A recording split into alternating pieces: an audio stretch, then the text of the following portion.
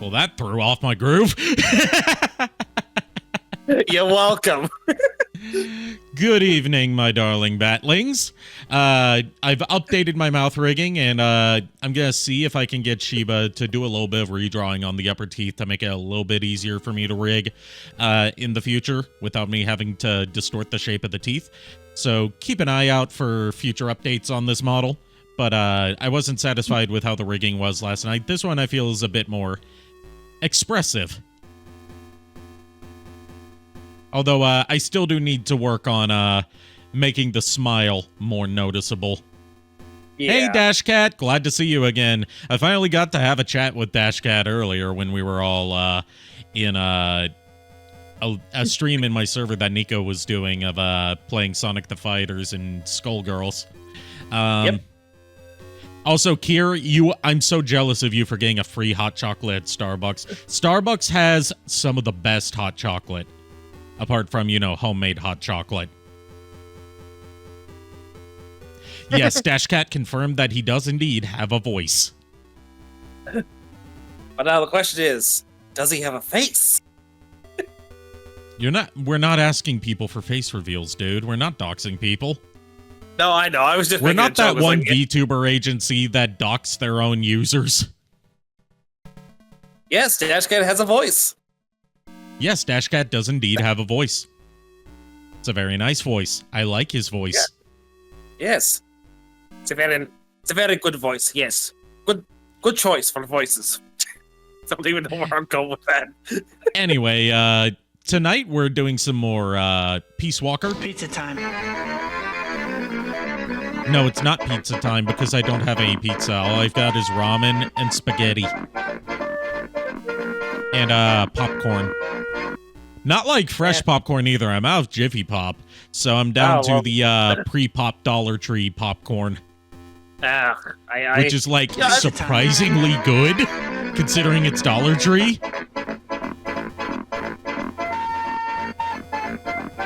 Not as good as the Utz popcorn that you can buy pre-popped in a massive bag for like $5 to $10. But for $1.25, it's damn good. Yeah.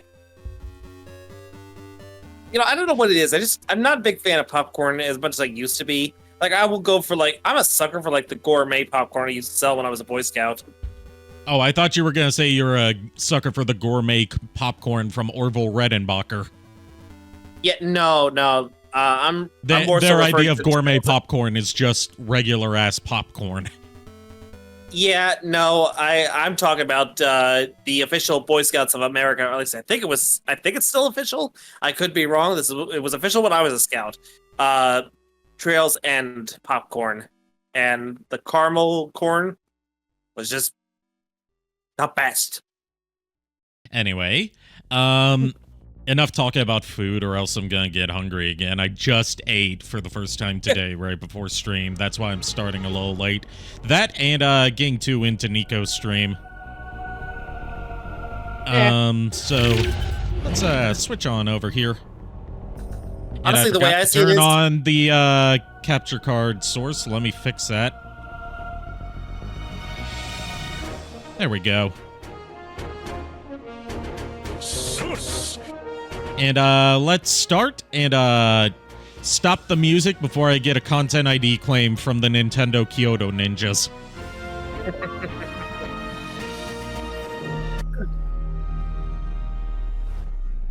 And yes, I made sure I was signed in this time, so I don't have to do all that bullshit that I did last time.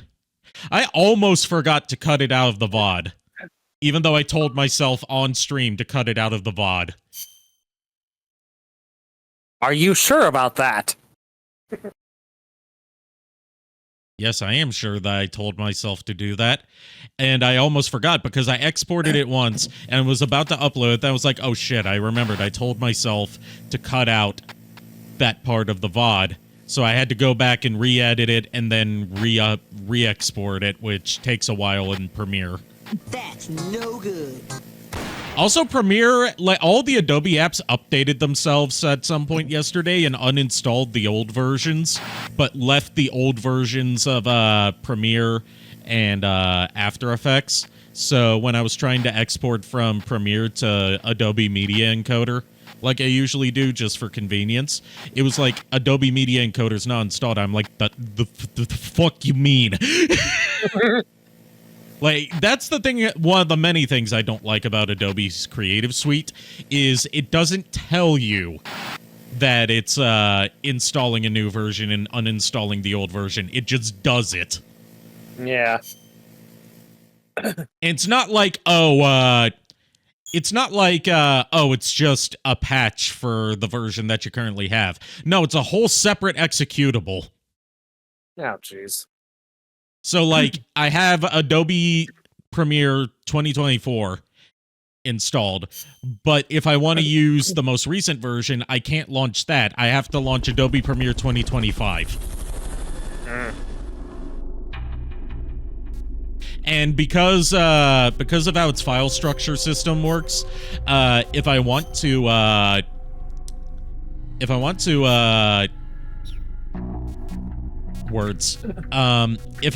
import my, old project files, I have to create a duplicate of the project file that's compatible with the new version. So I've got like 4 versions of the same project file of just my stream archives now through all the various updates Adobe has gone through throughout the past 3 years. It's incredibly stupid.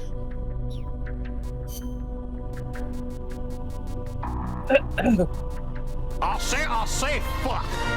Fuck indeed.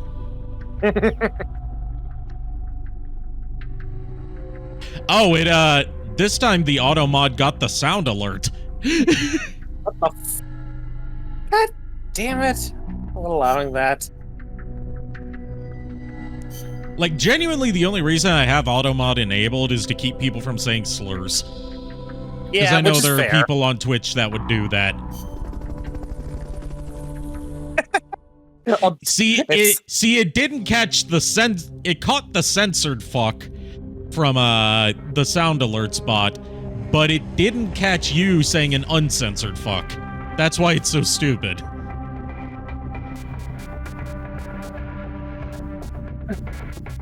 All right, before we pursue the jungle train to go after the nukes, we're gonna do some classified document retrieval. This one's perfect for a warm-up. Nice and easy. Don't let yourself get lazy, though. Stick to it and get the job done. You just found out Sneeko got banned on Twitch and no one is surprised. I mean, he's been banned on Twitch for a while, right?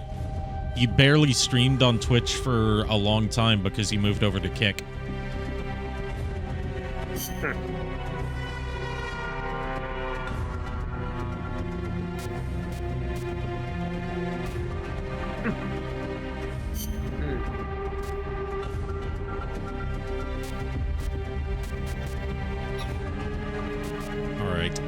We got a good setup for this. Kick, home of criminal streamers. Yes, in multiple genres of criminal streamers. We got that recent one with that guy crashing a $200,000 McLaren car. Because he was texting while driving, while live streaming. Oh, shit.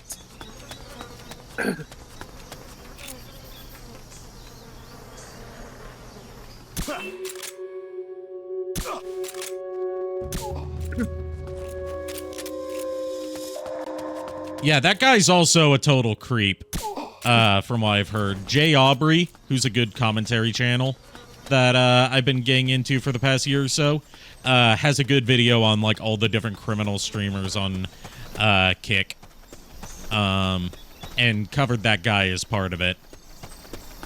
Like, he started out as just like the shittiest kid on YouTube before becoming a shitty adult. So he's been like, he is the exact like perfect textbook example of why parents should be unafraid to tell their kids, no, you can't do that. Mm-hmm. Hey, there's gotta be a balance. Like, he was a big fan of the FaZe Clan.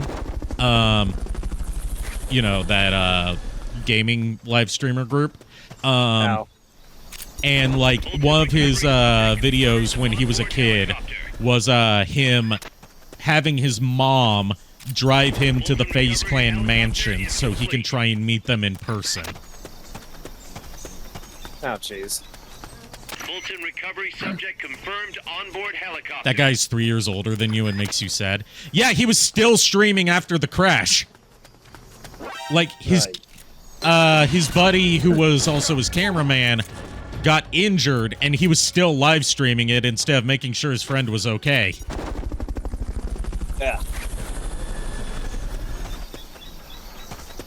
See, you know, that's the stupid thing. Like, you know, and as one more petty thing, he's got the worst hairstyle I've seen in a while. Oh, jeez. Like, that is I don't claim to be an expert on hair, even though I have been told that I do have a beautiful, glorious mane by several people whenever I grow out my hair. And those are not my words. Those are the words of people that are complimenting my hair. But he has one of the ugliest hairstyles I've seen. Also, he's trying to be like the white Andrew Tate by running like by like managing a bunch of OnlyFans girls and taking a cut of their profits. Oh, jeez.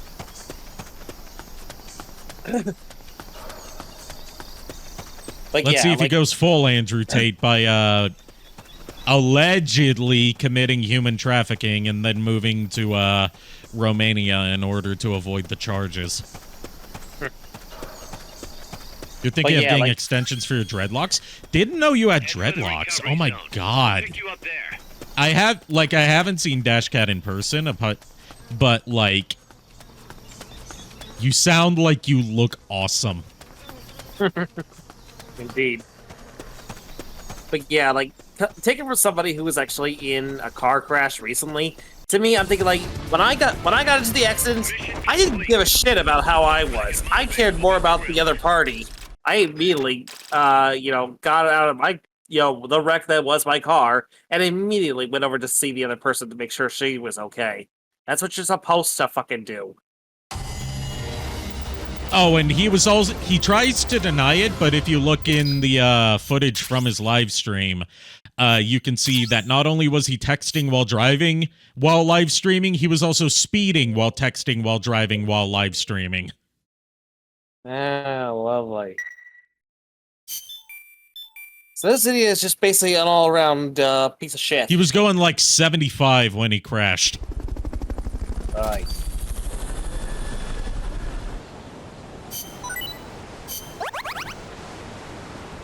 Yeah, while looking at chat. Just doing everything you shouldn't be doing while you're driving. Mm-hmm. Also, this is just like a PSA to people in my community. If you're I say community, but also like my collaborators. If you're ever driving and you want to hop in on one of my group Discord calls, please don't. It makes me worry about you. Yeah. Yeah, I learned that the hard way. I'm not doing that ever again. Not doing that shit. One of my exes used to do that all the time. I'm like, please stop doing that. Yeah.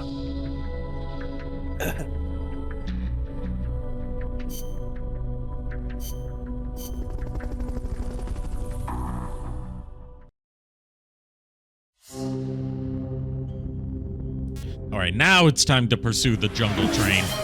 Hey, Death. Glad to see you, Death. I think it's funny that due to the way that Vignon works with live 2D models, it only showed him knocking away the top half of my body.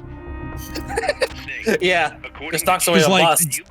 Like, the way that Vignon works is that it captures the spout output from VTube Studio and then renders it as a prop on top of an invisible 3D model. So what you're seeing is not like a live feed of my 2D model. It is basically like a screen capture of it. So like Yeah, stuff like that. You won't see my full body because it's bonking me in VNyan, not VTube Studio. Right. Thankfully, I learned a way to launch VTube Studio without having to use Steam, and it's actually built into. I say built into. It's just a bat file that you run. In the install folder for VTube Studio, so it's real simple. Wait. Back up. Did you say bat file? Yeah. To the Batmobile! But you're the Jakur, not the Batman. I'll fight to the Chocomobile! Unless you're the Batman who laughs. Well, I could be. I've heard mixed things about the Batman who laughs. It's an interesting idea, but I think it's poorly executed. Like, generally, from what I've heard, as far as evil Batmen go, people seem to like Owlman more than Batman who laughs. Yeah, honestly, Owlman is a better mirror opposite of Batman. Just because the fact is, like, he is supposed to be like, what if Batman went bad and, of course, decided to take on the role of a predator of the night instead of just a creature of the night. No, he's a predator as well. Yes, I agree, Death. Owlman superior. Batman who laughs inferior. Like, I'm not too familiar with the more like extended parts of Batman's Rogues Gallery. So a lot of this is just based on like pop culture osmosis. Yeah. And a little bit of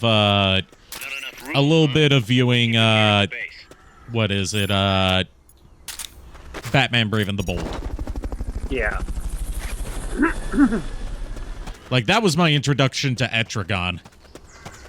Yeah. Recovery helicopter is complete. Like, my friend, the same guy who got me into my worst car crash, and my mom's still mad about that to this day.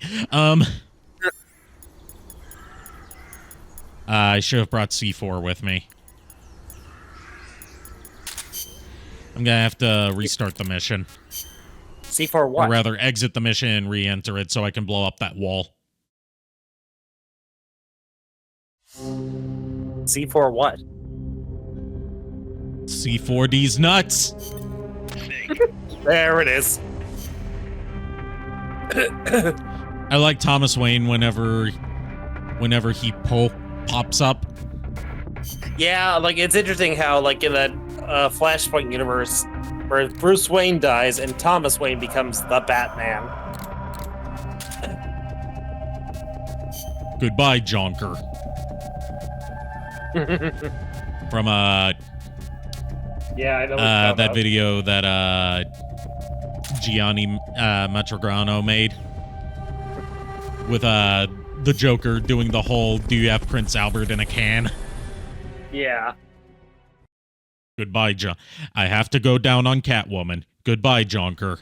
God, I wish that were me. Okay, that's a held for bullying. Okay, thank you for permitting that. Yeah, that was just weird because I was like, what the hell? It took the phrase "Wayne is the Joker" as bullying. That entire phrase. Ow. I do not. When in doubt, blame AI. Yeah. That's what the lieutenant governor of my state is doing with all the stuff revealing his history of being addicted to transgender porn, being a peeping Tom, and admitting to being a Nazi. That's basically, that was his response to all that coming out, was to say, no, it's AI screenshots faked by my political opponents to make me look bad. Uh-huh. And meanwhile, everyone else is like, you put your name on the account, and you use the same account on multiple Recovery forums. subject confirmed onboard helicopter.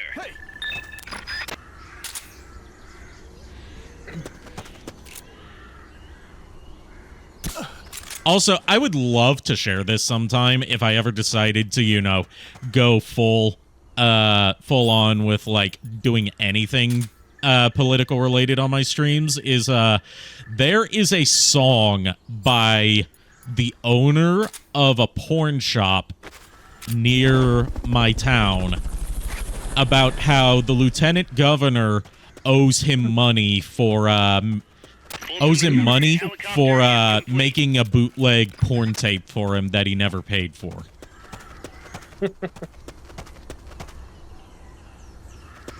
And of course, he's running as a Republican and has the former guy's support. He also went on a racist tirade about how much he hates Martin Luther King, and that must have made him feel awkward when 45 called him Martin Luther King on steroids.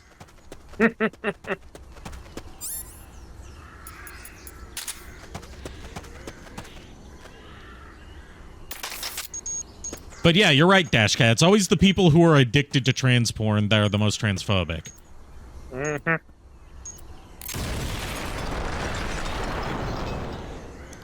It's just like the people who want to ban gay marriage are usually the people that have a history of, like, secret gay affairs. Mm-hmm. Oh, it's not just that he's racist. It's that he's black and he's saying all this anti-black stuff. Oh, shit.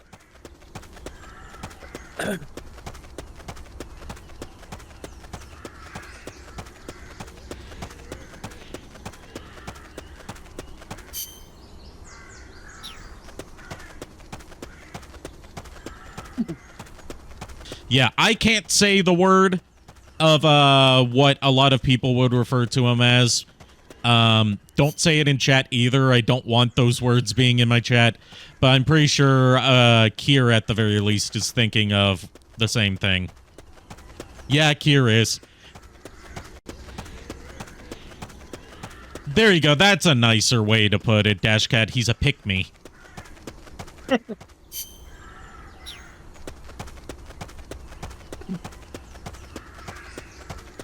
And he's running for governor of my state.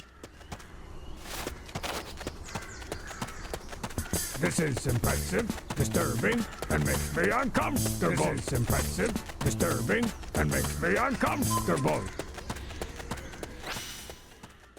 Except I bring this up not just because, you know, fuck that guy. Because he's in my state and has a very real chance of becoming our governor. But also because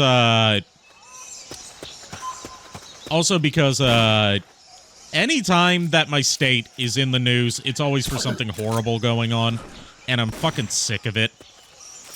Yeah.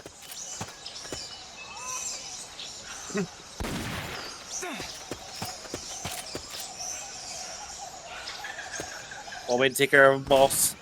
I can make it look like an accident. You know, Don't say that on stream, because you could genuinely get got for threatening a political official. Yeah, that's fair.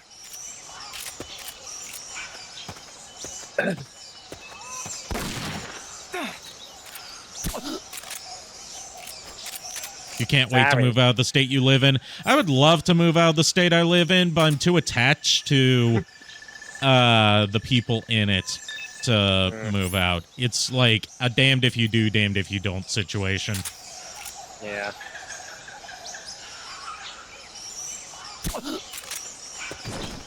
Like, for the careers that I want to get into, I would most likely have to move out of my state. But I've lived here my whole life. I'm not sure if I'm willing to leave that all behind, including my family. Yeah.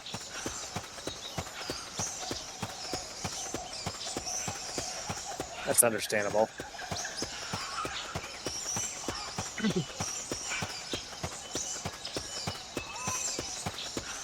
See, I've lived in the countryside, Kier. It's not all it's cracked up to be.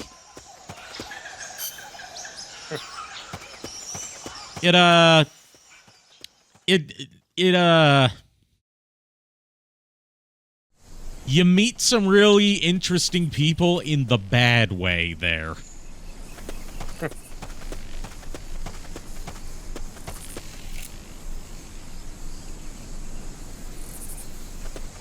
Or at least I did. Then again, the area that I used to live in the countryside just recently got gentrified. And has become apparently, like, actually a good place to live. Like, the reason we lived there is because we were living with my grandparents while I was going to college. And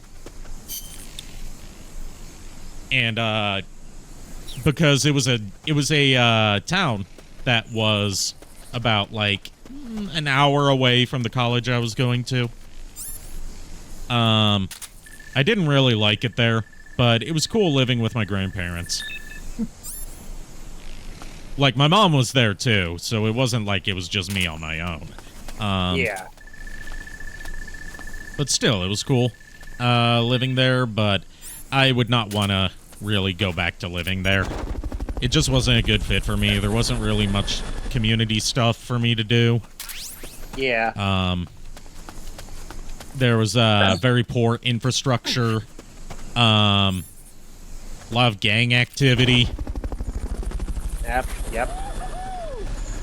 Like, we were going to move into a house owned by my grandparents that my mom grew up in. But we decided not to because while we were moving our stuff in there and had, like, we were going back and forth between that house and the house we were living in, just gradually moving stuff in there, someone broke in and robbed it. Oh, jeez. So we decided, you know what, we are not going to move there because this isn't a safe place to live. Especially since we called the police, took the officer an hour to get there. He took a quick look around the outside of the house, didn't even go inside, and basically said there's nothing he can do because it's a crime-ridden area, so he's not going to bother. Enemies close by. Which, you know, is the typical police experience if you live in a low-income area. Yep. I'm getting a... Who would have thought that me playing a heavily political game would get me thinking all political-like?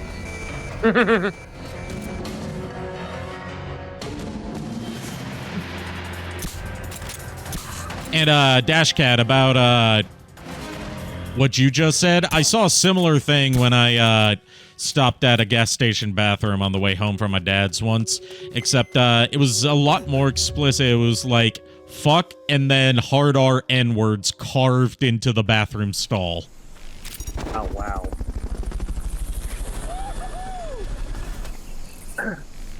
Metal Gear Solid is very fitting for this conversation. The only thing that would be more fitting is Grand Theft Auto, because that deals a lot with, like, police stuff, to my understanding, especially San Andreas, from what I've heard. I haven't played San Andreas yet.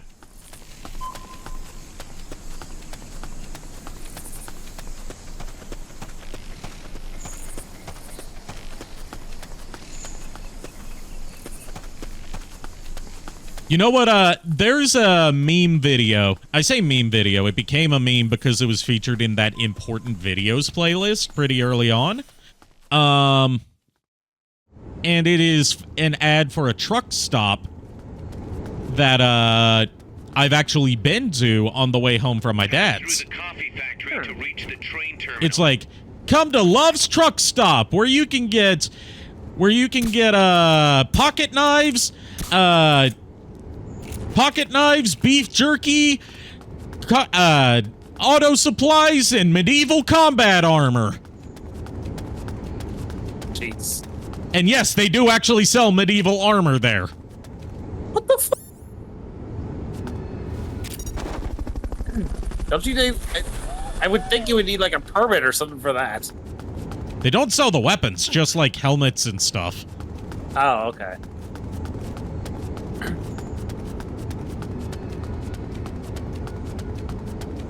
Probably cheap shit too. Oh, definitely. Cheap shit that they overprice. Yep.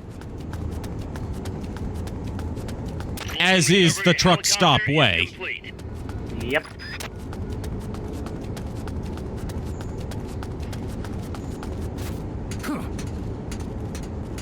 Pro tip for anyone that decides to play Peace Walker, if they see, you know, the streams and decide that they like that Peace Walker looks interesting, always rescue the POWs whenever you can, because they always have good stats, no matter what level you're in, whereas the guards can vary. Like, guards can have good stats, but POWs always have, on average, higher stats than most of the guards, until, like, late game guards. Snake also can't crawl. Yeah, Snake cannot crawl in this game, and it's weird. This is the only game where he can't do that. Well, technically in Metal Gear 1 he couldn't do that, but that was the first game in the series, so it gets a pass. Yeah. Not Metal Gear Solid 1, Metal Gear for the MSX. Not to be confused with Metal Gear for the NES. Which is, I hesitate to call it a port because it adds a lot of new areas and also fucks up a lot of stuff, including making it so you never fight the Metal Gear in a Metal Gear game. Instead, you fight the computer controlling the Metal Gear's launch. Oh, jeez.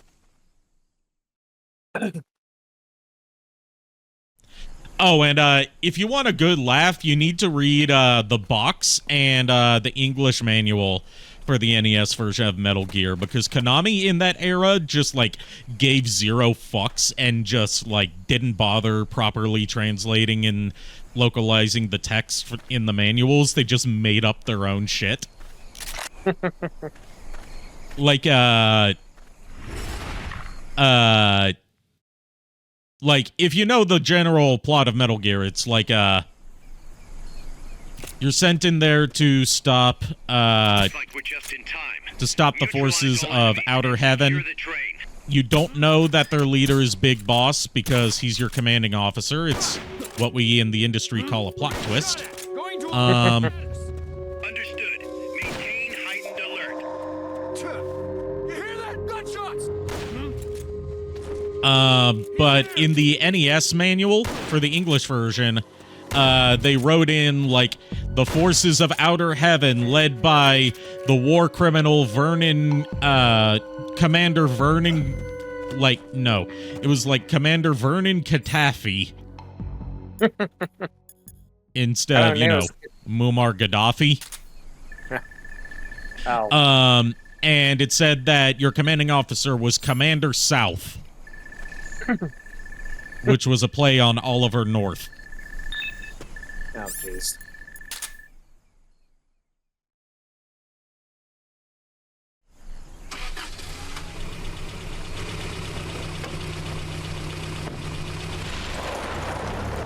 And then in the manual for Snake's Revenge, instead of saying the villain is Big Boss, they said that it was Hayarola Kakamami. Nukes. Well, they really don't have good line of sight in this game. It's to make up for the fact that this was on the PSP, so the controls were extremely limited. So to compensate, the guards have way less awareness, and the hitboxes are a lot more generous.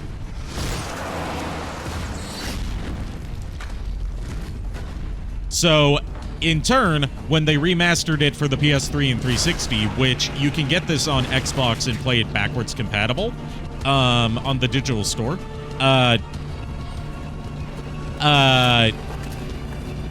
like, when they remastered it and gave you dual analog stick controls for moving and aiming at the same time instead of having to use one of the many awkward camera control layouts on the PSP version, it in turn made this the easiest Metal Gear game in the series.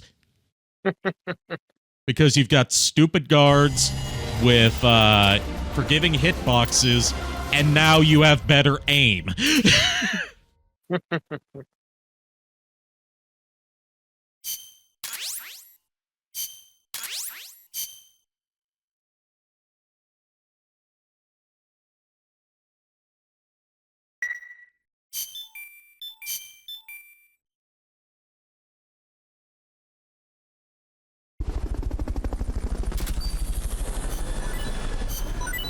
Okay, I'm definitely building that M60. That's going to be useful for boss fights. Nice. Which, due to this game being rated T for teen, and in general trying to target a younger demographic, despite also being one of the horniest games in the series, funnily enough,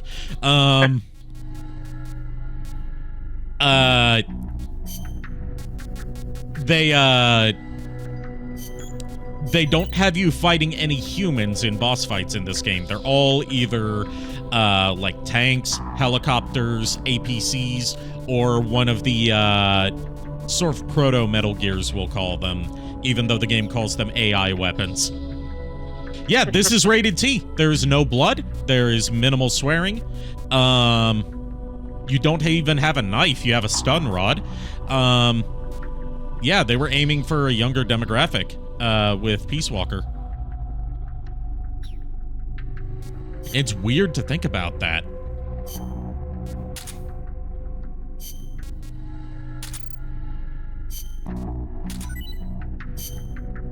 I hate to do this, Ari, but I think I'm gonna. How did I get this disease? You're gonna hop out because you're sleepy? Yeah, I'm gonna watch for the chat, but I really need to get some sleep. I feel That's like I'm fair about to enough. choke You've had a hell of a day and you didn't sleep well. That's perfectly fine with me. Yeah. I just want to. I feel bad because I like to be on here with you. Keep you company and all that.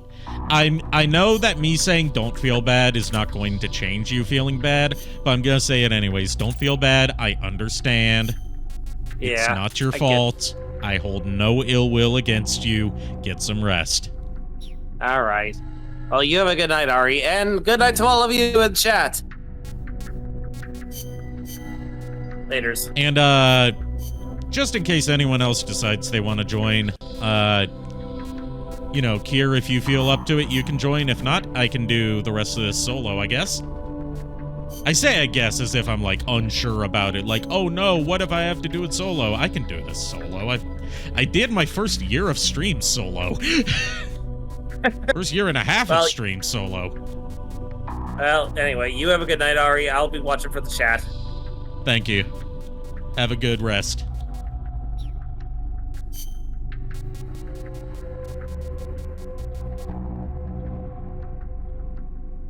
I'm Han Solo. I'm Han Solo. I'm Han Solo. The only good thing that Jason Derulo did was I say writing, he didn't write it, performing Flying Solo, because it gave us the I'm Han Solo song from Star Wars Connect. I understand being too tired, Kier. It's perfectly fine by me. I can do this solo.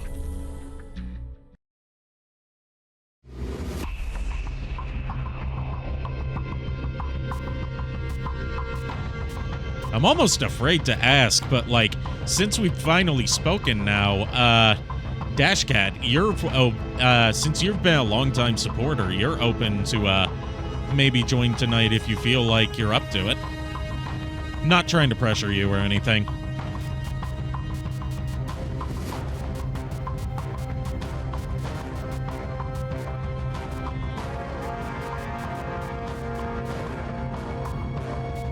Because I enjoyed chatting with...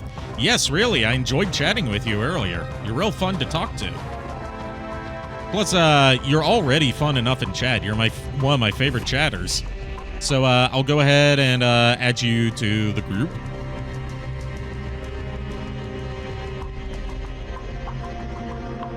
Actually, I can't add you to the group because we're not friends on Discord yet. I'll send you a quick friend request, and then I'll add you to the group call. Maybe next time you still have college to do? Fair enough. Still, offers open for future streams when you feel up to it.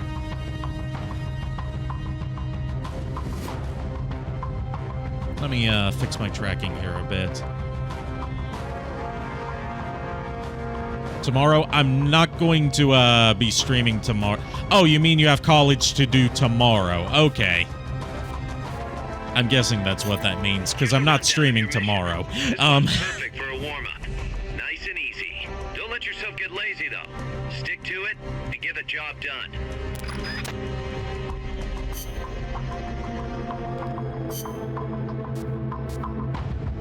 Oh, we are allowed to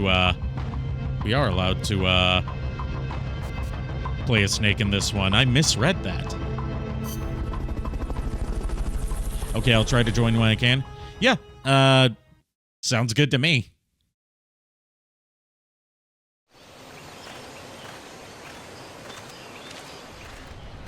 All right. Oh, we start in the second floor of the boathouse this time. I always forget that you can actually go to the second floor of the boathouse, which is going to be important for a later story mission.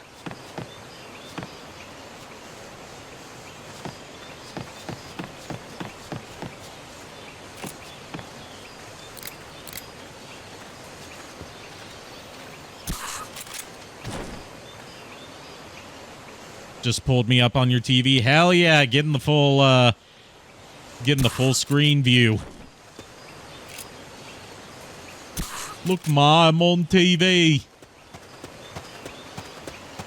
I don't know why I went like very stupid British with that, but whatever.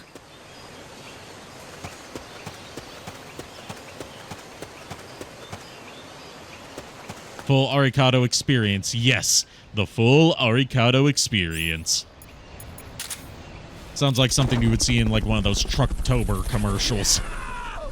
That would definitely have some Imagine Dragons music playing in it. Fulton recovery helicopter is complete.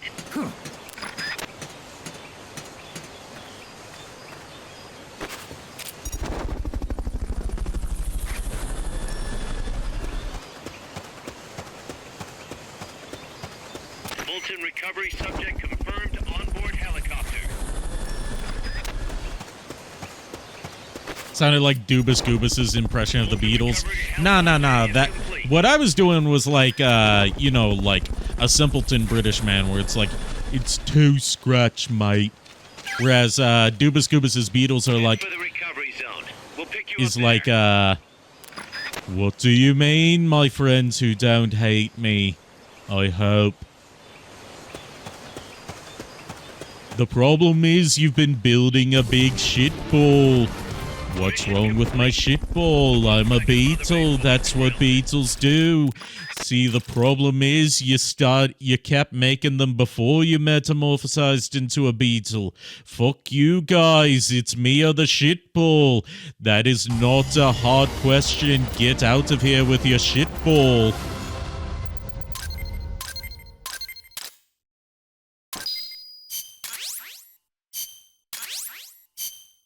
I showed that to my mom, who's a big Beatles fan, and she thought it was funny.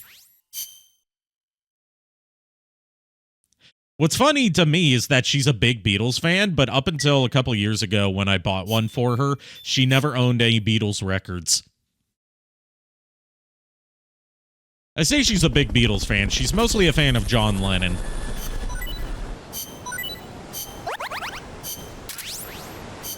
Like, She's got a huge lady boner for Imagine by John Lennon. She said that she wants it played at her funeral. Which I'm like, Mom, I am 12 years old. Why are you telling me about what you want played at your funeral? Or at least that's how it was the first time she told me it. Obviously, I'm not 12 years old anymore. I'm about 20 years past that in January. That's the only Beatle member you know of. There was John Lennon, George Harrison, Paul McCartney, and Ringo Starr. Ringo's my favorite because he's just like a really all-around nice guy. Like, there's a lot of memes about how Ringo was the worst Beatle, the least talented one, the one that everybody picked on. But, like, in the band, he was the one that, like, was like the mediator of the group. And like when he was threatening to quit the band because everyone wasn't getting along anymore, that's when they realized, oh shit, we should probably end the band because we're not enjoying this anymore. He was also the narrator of Thomas the Tank Engine when I was a kid.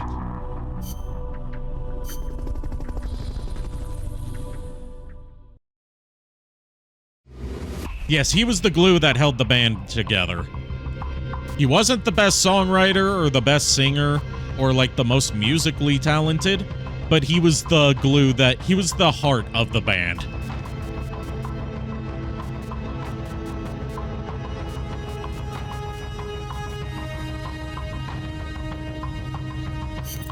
Snake, that's an enemy tank unit. Either neutralize the soldiers or destroy the tank. Get them. Sick 'em, Snake!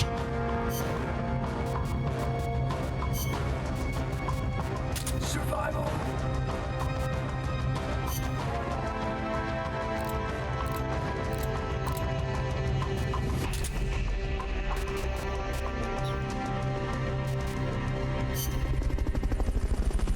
Believe in the heart of the band, Ari.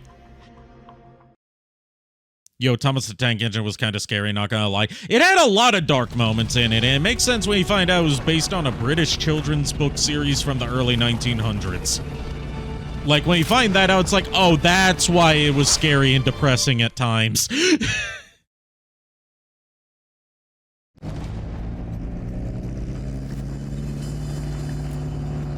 Neutralize the enemy troops. What is it? They're trying to find you. Make sure they don't.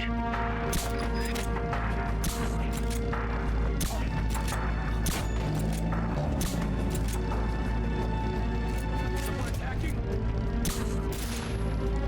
Bro just ran over his own comrade. Oh, hey, what are you doing over here?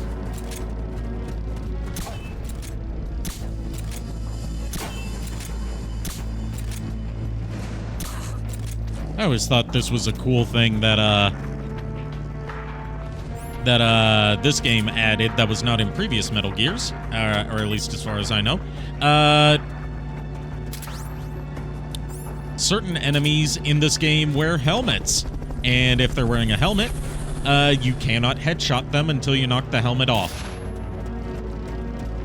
Fulton recovery helicopter is complete. What is it? The enemy's attacking! Going to alert status!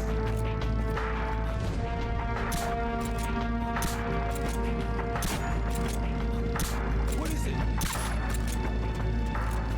My suppressor's broken. Things are about to get loud. Teabag him? Gladly. What is it? Get up! Is it really a satisfying teabag if it's so slow? What was that? Hey, go around! Roger!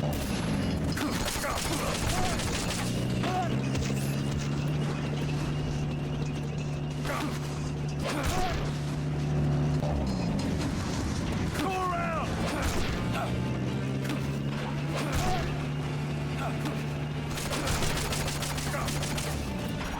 Now, despite me stating earlier that CQC is, like, hilariously overpowered in this game, eventually you'll start coming across enemies that, cannot be CQC'd as easily, because they'll just counter your throw, or even use CQC back on you. And I think that's cool. I think that's pretty cool. Go around!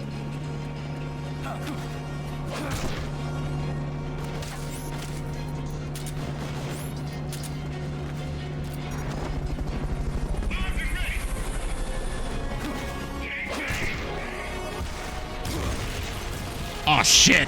Ah, fuck. Yep, that's a death.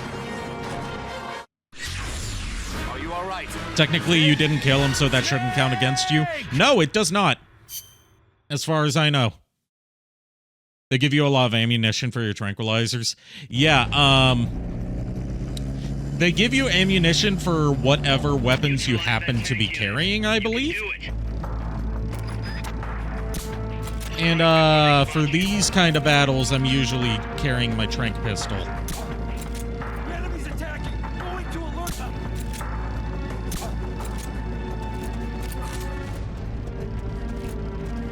The enemy's attacking. And move in. Roger. Next.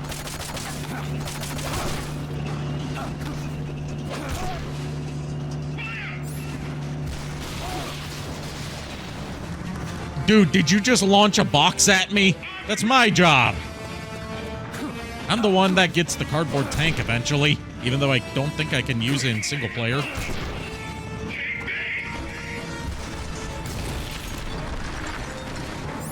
Dude's a serious team killer. Keep rations equipped to automatically recover life when it reaches 0.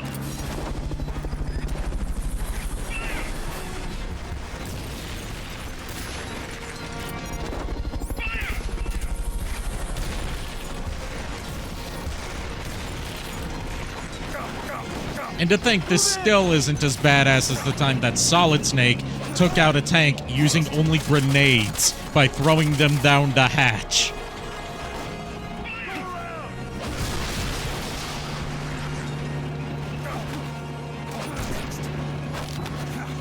Bro, friendly fire is on. That's what I'm saying.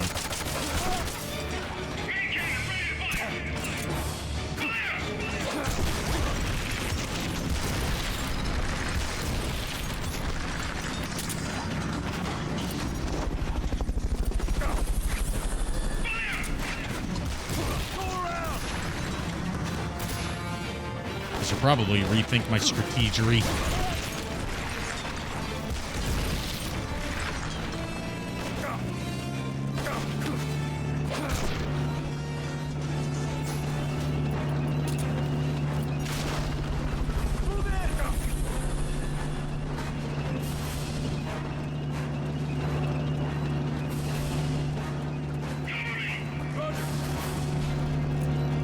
Take this. Next.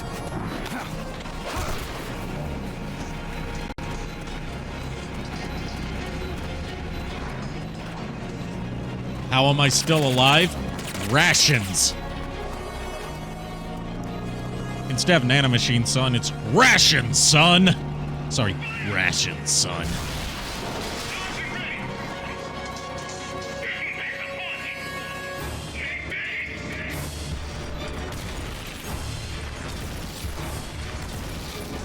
You know what? He's still alive because he struggles to the finish because he eats his spinach.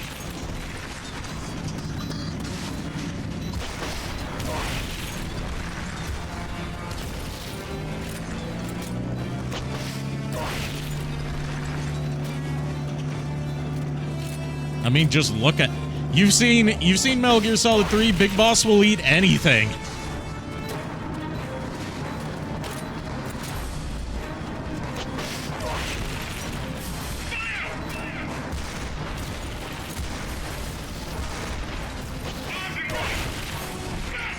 Okay, the captain's out. Can you take him down?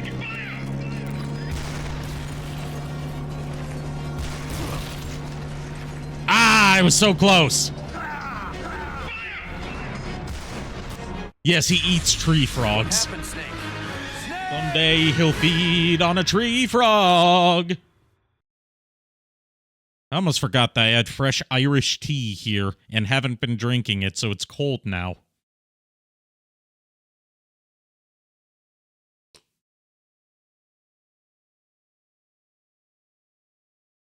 That's kind of bitter because I don't have any milk or sugar.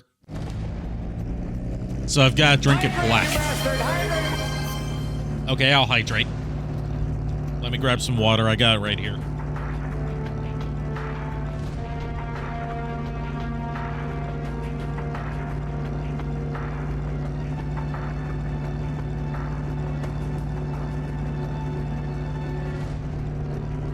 Would your ancestors be crying if instead of Irish black tea, it was green tea?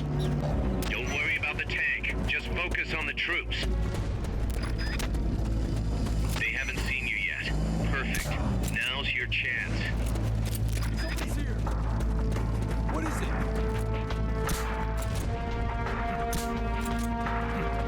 What is it?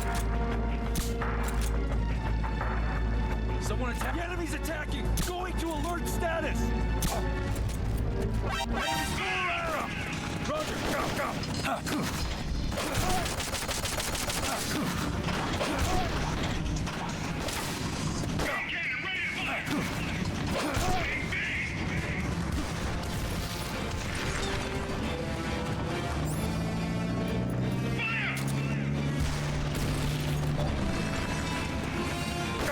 Move in.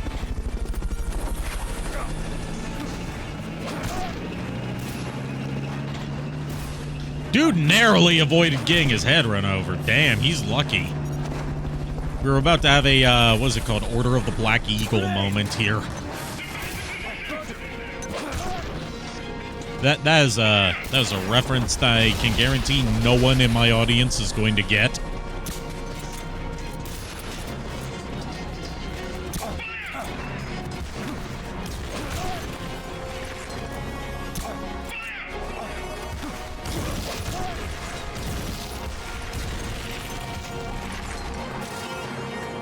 Is he dead? No, he's not dead. He's just sleeping, genuinely.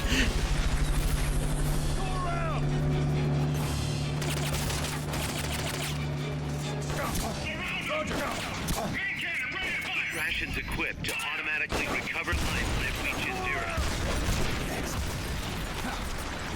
Hey, Sheba. Hey, glad to see you. Sorry for a bit of a late reply. Trying to focus on the battle and look at chat at the same time. Not going so well, as you can tell. Not the binoculars. Sheba, did you see my message earlier about a little request I had for an edit on my model? I hate to ask you to do further work on it after you already did so much and crunched so hard to get it done.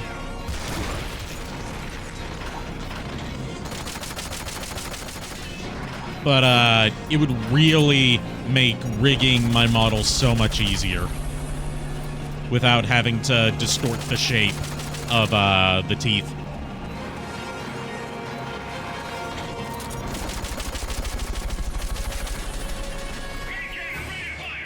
I'm willing to financially compensate you for the extra work if you deem fit. You may be entitled to financial compensation, is what I'm saying. If you should make more straight teeth supposedly easier to rig or take an... You see, the mouth rig that I'm going for, a lot of the mouth forms have like the top teeth peeking through the lips, or like occasionally coming into contact with the bottom teeth. So I think it would be a little easier. I personally think just without having looked at it entirely yet, that it would be easier if they were like kind of curved.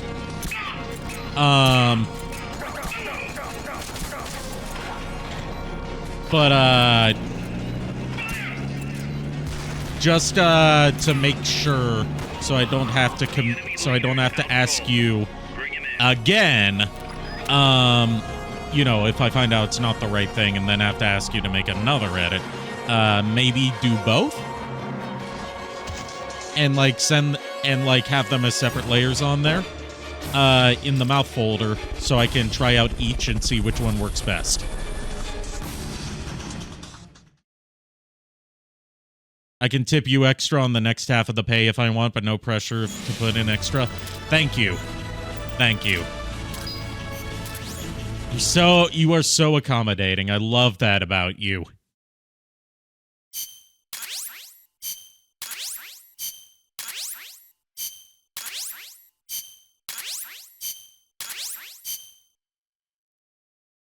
Hey, Cloud. The truck is headed up the mountain road. How'd your stream go? So it was nukes after all.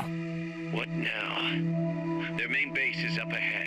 I better hurry after them then. I hope you appreciated me tagging you in that get to know the VTuber thing. It was something I was answering on stream last night for my debut, and one of it was like, you know, tag a person. I was like, you know what? I announced on stream that I am going to tag Cloud Sato on bluesky.com. You need a way into the mountain? Yeah, got one.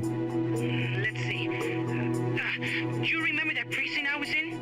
In the village, right? You missed Cloud's stream. Cloud is in the Central Time Zone, so they are an hour behind us. So when Cloud says they're going live at, like, just for example, like 5 o'clock, that means 6 o'clock for us. Got it. The heart of Irasu. That's where the enemy's base has got to be, Snake. And maybe... Let me guess. The Basilisco. You don't believe me, do you? No, I mean... Born in factories, delivered by engineers immune to bullets of the regular soldier, unbothered by the burdens of the land, the tank, the future of warfare. I don't get the reference. I feel like knowing you, that's probably a reference to fuck, why am I forgetting their name now? I checked the satellite imagery, but didn't see. Why am I forgetting the band's name now? Which means they probably built You know a what base I mean. inside the mountain. Could just be a storage igloo for explosives, or maybe some kind of research facility. What do they hope to accomplish by bringing the nukes there? First things first, get past that barricade north of the village. Looks like the only way You need to through try is and the be noisy active on way. Blue Sky. You have an You'll have to account blow but it still up. haven't used it. Quick question, is off-brand allowed on Blue Sky?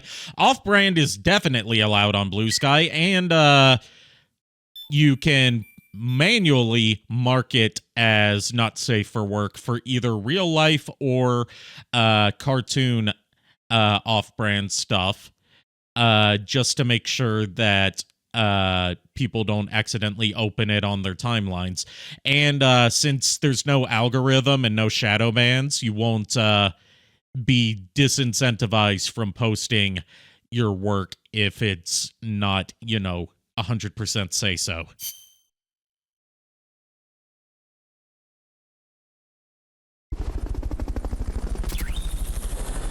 Just make sure that, a common question that I see from new users on Blue Sky is, how do I get to see the things that I want to see on Blue Sky? Discovery's not showing me the things I want. You've got to look up the feeds for the interests that you want to follow and follow those, because they're user curated. Because Blue Sky does not have a central algorithm to feed content to you. You've got to search it out yourself, and that results in better reach than you would get on Twitter, unless you're one of Elongated Muskrat's favorite Twitter users. And it also results in being easier to find a community and common interests with people on there. I've got a massive amount of followers on Blue Sky compared to, the 99% bots that are following me on Twitter.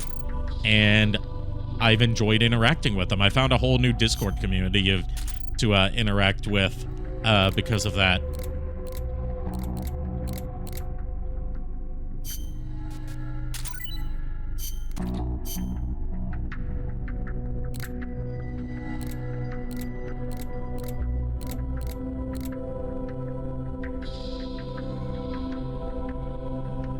So that's how you start seeing posts I want to? Yes, you do. For example, if you want to follow VTuber stuff, because I know you like following VTuber stuff, Sheba, the biggest user-curated feed for VTubers is called VTuber Fight Club. Follow that one, and you'll have a blast with it. Also, the way that hashtags work on Blue Sky is hashtags are used to sort them into the different user-curated feeds, rather than hashtags being useless like they are on YouTube and Twitter. So, if you want your stuff to show up in a certain feed, you put the corresponding hashtag for it. Like hashtag VTuber and hashtag VSky are what gets your stuff sorted into VTuber Fight Club. And I would love to see you posting your art on Blue Sky, Dashcat. There's a big furry community on there that overlaps with the VTuber community, so I'm sure they would welcome you with open arms. And there's an entire community for LGBTQIA VTubers.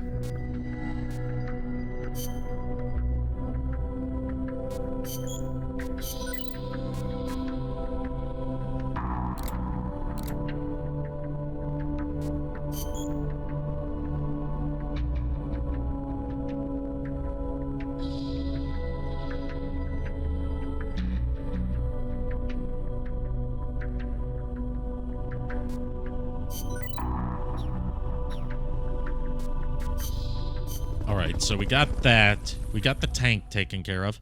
I hate that I'll draw furry art. I mean, that's mostly what you've drawn in my server. And you've drawn tasteful furry art, and I like that. Like, not necessarily that it's not like I look at a lot of furry art, but, like, the furry art that shows up in my feed, so much, like, the stuff you draw is adorable. Whereas a lot of the furry art that, is associated with furry artists is like, the more fetishy stuff. Each time Twitter updates its TOS, there's a massive exodus to Blue Sky. You are correct, Chris. And the most recent one with, Snake, I've got just the whole, blocking, changing the way that blocking works has led to the biggest exodus over to Blue Sky in recent years. I say recent years, in recent months.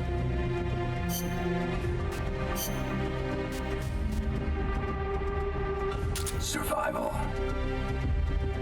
Thanks, I tend to draw NSFW for yourself, at least for now. That's understandable. No need to, put your dirty stuff out there if you're not entirely comfortable with people seeing it.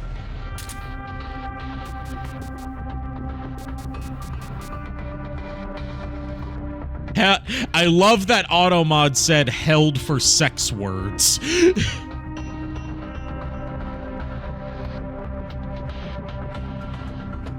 Let me,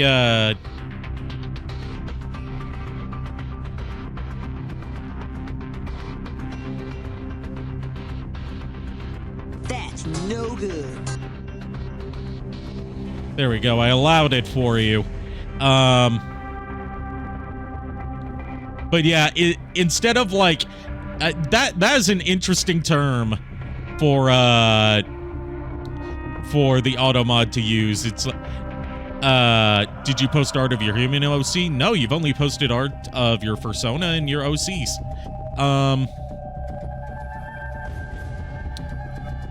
Also, one moment, Dashcat. I'm about to do something for you. Since you have been one of my most active supporters over the past couple years.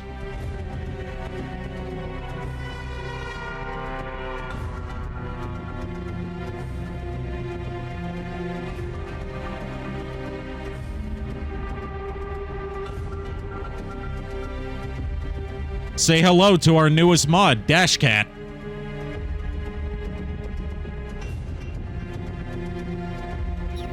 Try not to abuse the mod privileges. You will get in trouble for that.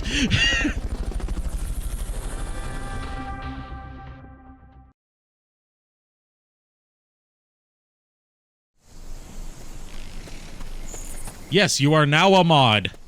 Because you have supported and contributed to this community for so much over the years that I feel like you've earned it.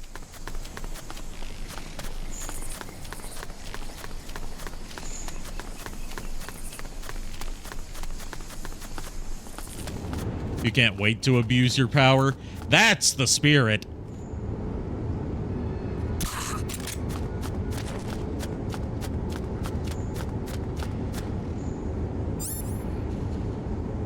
Do we have mod? We have mods. Yeah. You see all those mod icons next to Kier, Lord Megatron, and Now Dashcat, yeah, they've been mods this whole time. Well, Dashcat hasn't been, but you know what I mean.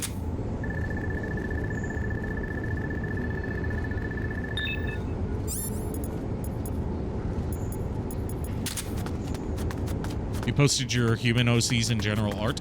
I will check that out after stream. But I can't wait to see it. Or see them. The sword thingy? Yeah, that means they're a mod. That's a universal symbol on Twitch for moderator.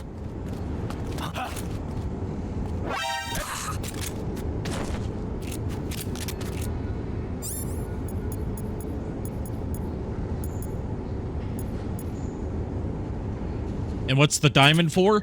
Those are set by me, and they stand for, basically VIP chatters. Like, chatters that, they don't get any special perks for having VIP status other than that diamond next to their name. It's basically like a way of marking your favorite people in chat. And I need to update that soon, because I've got new chatters that, that I feel like, are deserving of that. I haven't added a new VIP chatter in years.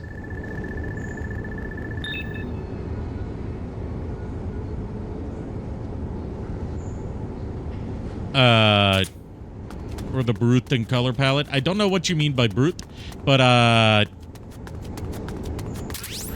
the color palette is just like something that Twitch does on its own. I haven't really done anything with that.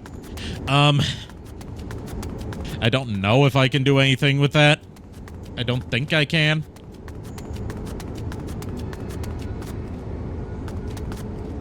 Their names are Glitter, Any All, and Joaquin. He, him. Okay, thank you for letting me know, so I can refer to them correctly. But yes, welcome aboard, Dashcat. You have earned it.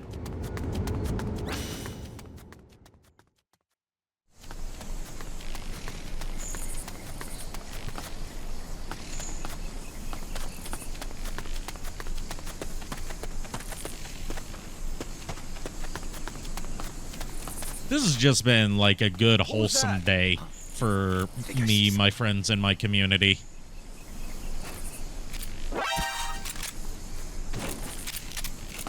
It's just been a good day for my community in general. Gives me the good brain jiggles, as Shiva would say.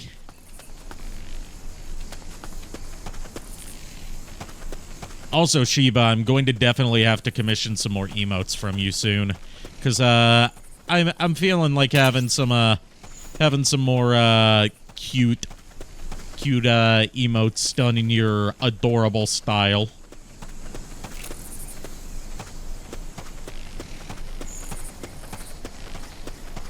Good brain jiggles are the best brain jiggles. Agreed. I've started using that term recently because you used it once in one of my streams, and it's stuck with me since.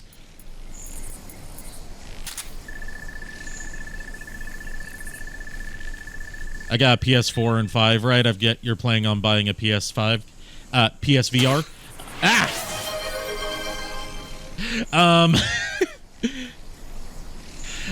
Yes, I do have a PS4 and a PS5. I haven't got a PSVR for either of them, because there's barely any PSVR compatible games on either of them. I feel like it's a waste of money. At least for me. Especially the PSVR for PS5, because it's as expensive as... It's as expensive as the console itself. Borderline nothing to play on it.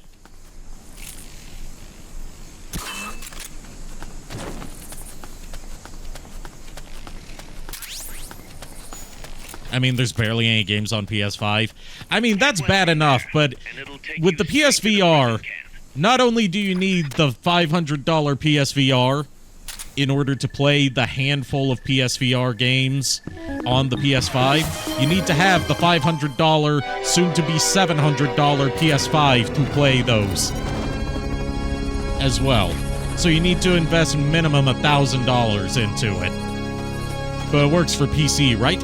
At the moment, I don't think it does. I think I heard some rumblings about them adding PC compatibility for the PSVR headset.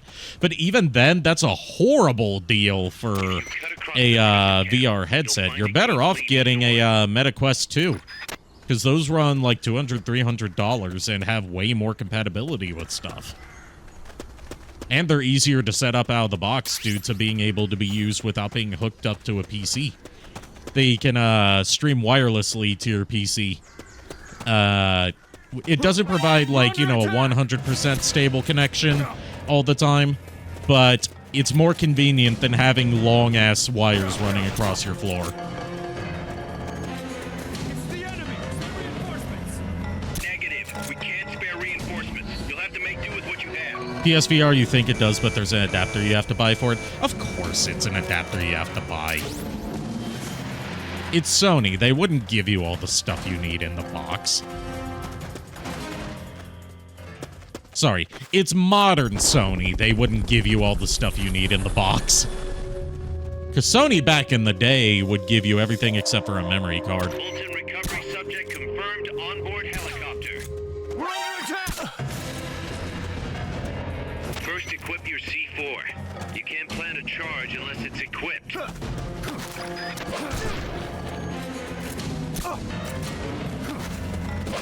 Next. You're gonna have to lay down super low energy. Have a good rest, Kier. Have I seen what the previous CEO said about current Sony? No, I haven't, but I'm interested in hearing it, or rather reading it for myself.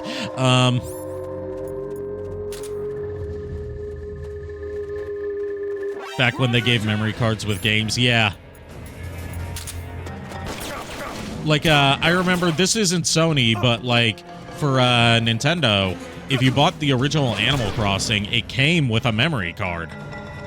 An Animal Crossing branded memory card, too.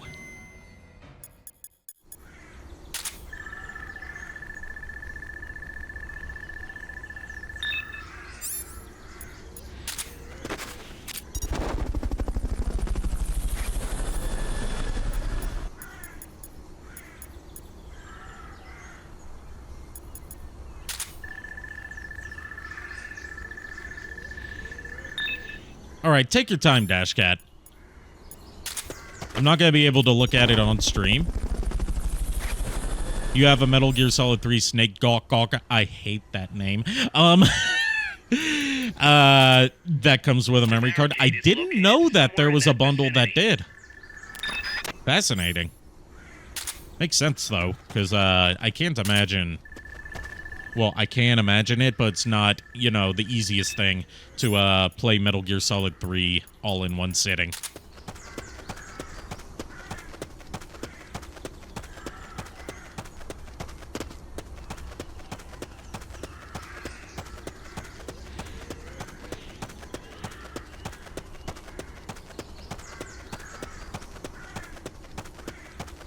And a Star Wars game, too. I think you're in Europe, right? So it might be a regional thing. A regional difference. Uh-huh. And what region?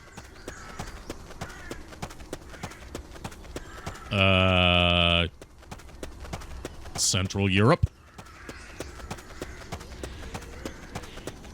They talk about how creativity is basically gone at PlayStation. Insomniac's the one holding the fort down on the creativity end. But yeah, the days, well, Team Asobi and, Insomniac, I should say. Because I keep forgetting Team Asobi is a thing. I know because they put out, like, tech demos, basically. Astrobot's their first, like, game that's not just a tech demo.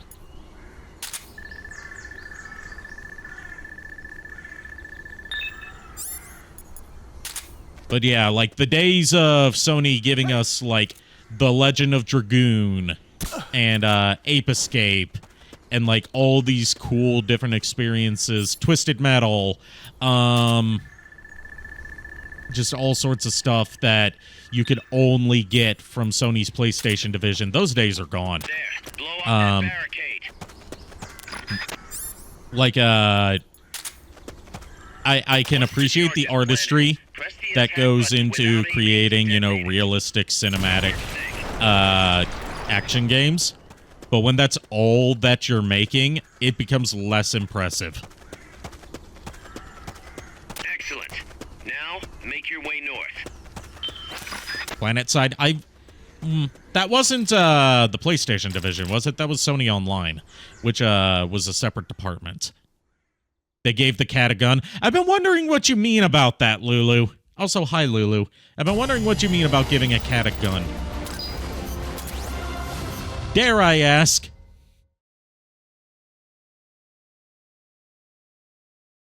One day we'll see Sly Cooper again.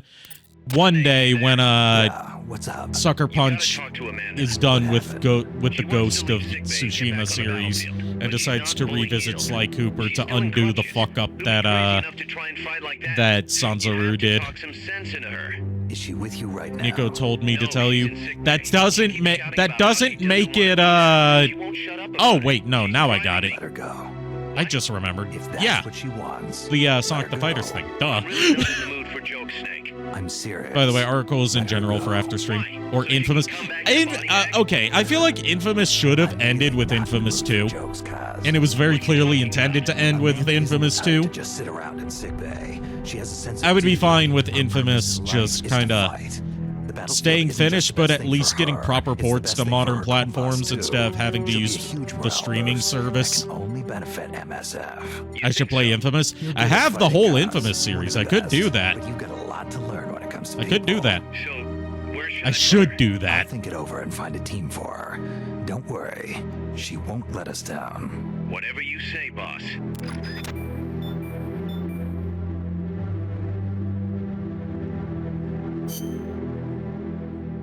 Yes, Infamous is so much fun. It's the closest you're going to get to, like, an open-world action game where you play as Emperor Palpatine in terms of, like, the powers you get.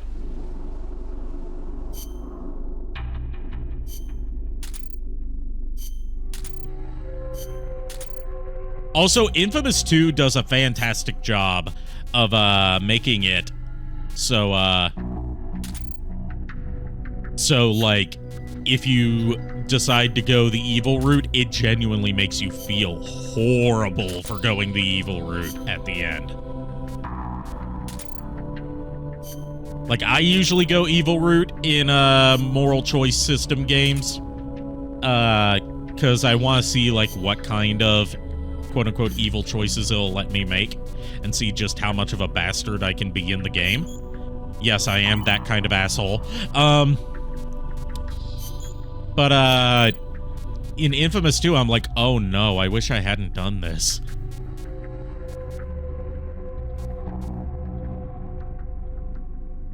We saw a sealed N64 that was from... It was not from Toys R Us, it was from, what was it, KB Toys, I believe? I'm trying to remember what Nico told me earlier. But yeah, he told me about that. I'm like, dude, that's not just like a relic from a lost civilization. That is a fossil from prehistory. Act like a bunghole and feel like one? Exactly. But back on PlayStation, I wish there was a little more diversity in what games are made in games that aren't fucking $400,000 to develop. $400 million to develop, actually. $400,000 will not get you very far in today's game industry.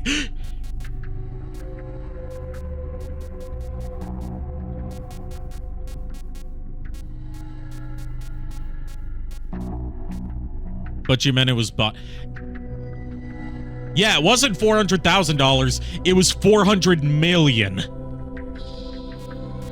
Like, to give you an idea of how expensive video games have gotten, even before this current, like, excessive spending on video games, like, you know Mega Man 9 and 10, right? You know, simple 8-bit styled games. They cost $900,000 to develop each.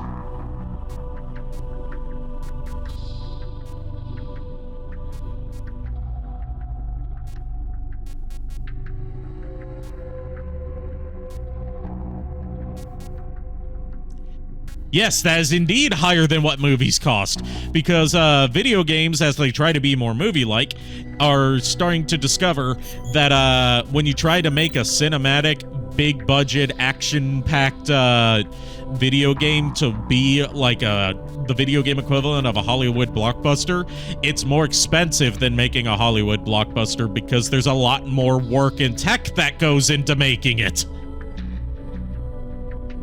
We should be back at times where games were coded by obeses or sexual degenerates on a living room full of medium spec PCs.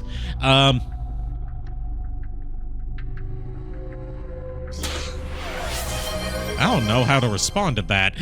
Are we talking about that one game Sony took 7 years to develop but was killed off in a week?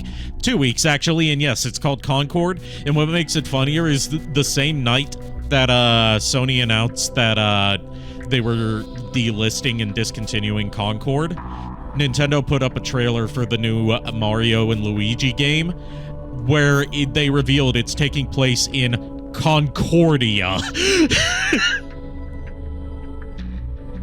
Yeah, with the what? I'm like, I don't know how to respond to what Chris just said. He's right, but he's out of line.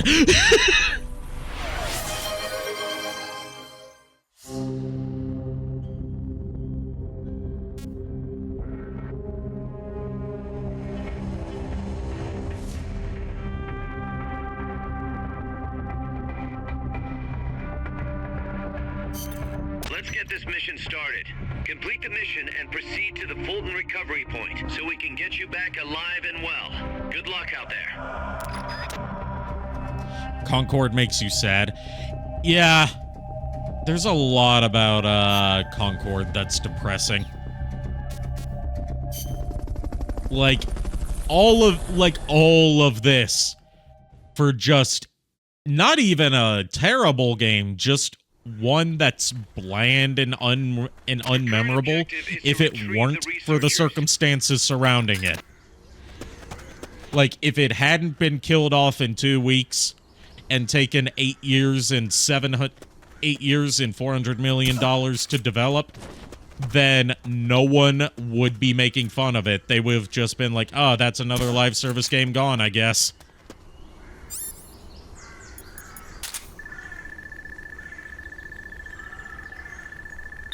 There's not even anything to meme on about the game itself because it's got no unique identity of its own.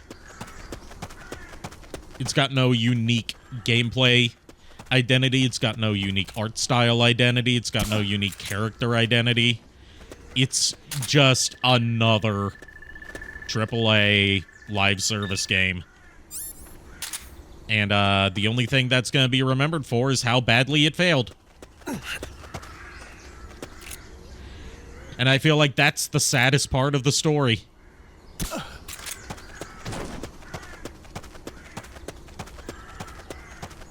The character designs are so bland. Exactly.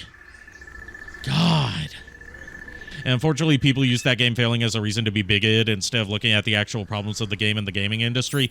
Yeah, Concord is not, I don't think there's anything necessarily wrong with, the people that made Concord or any sort of, quote-unquote, bullshit, grifter idea of an agenda being, forced into it. It's like,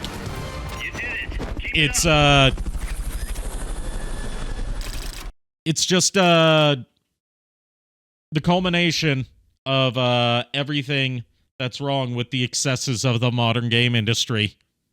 Concord the plane? No, Concord the failed live service game from PlayStation that got shut down after only 2 weeks and cost $400 million to make and took 8 years to make.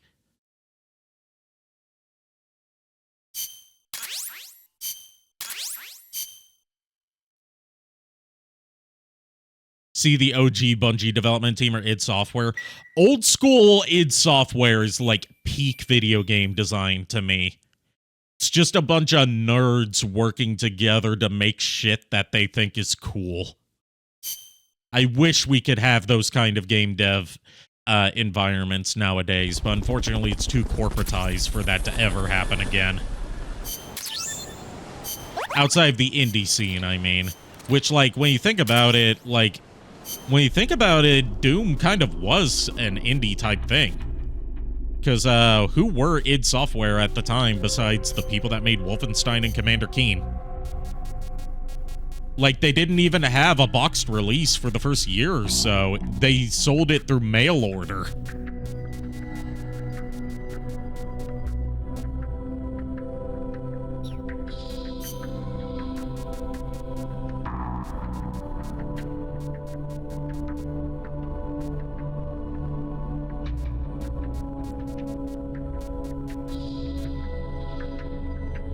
We need more Doom. We need... I agree in the sense that we need more Doom-type stories where it's just people with common interests making something that they think is cool that also happens to revolutionize the tech for the tech and the genres for the industry because of how good and innovative it is rather than just how much money it made.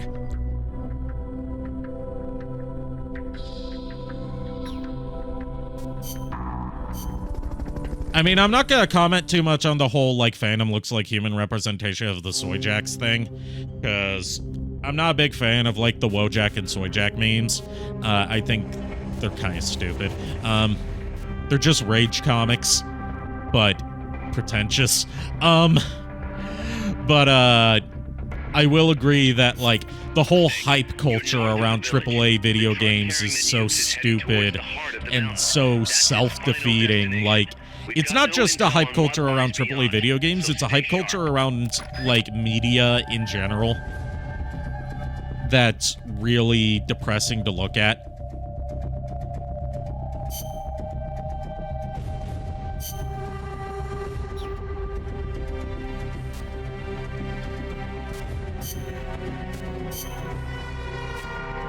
Survival.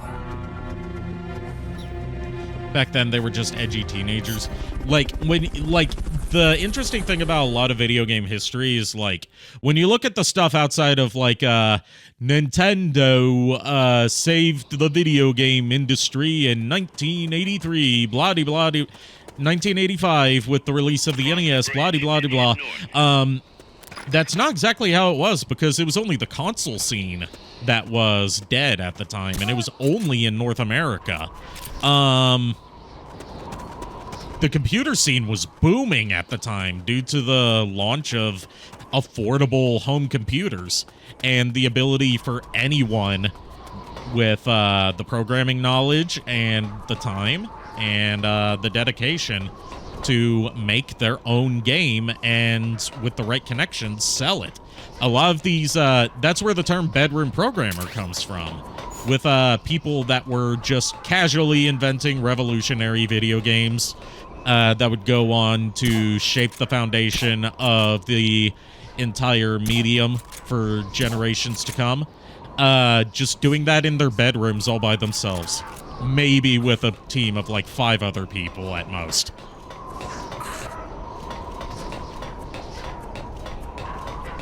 Like, obviously, that's not an efficient way to do it nowadays. We have much more efficient ways of doing stuff now with the internet.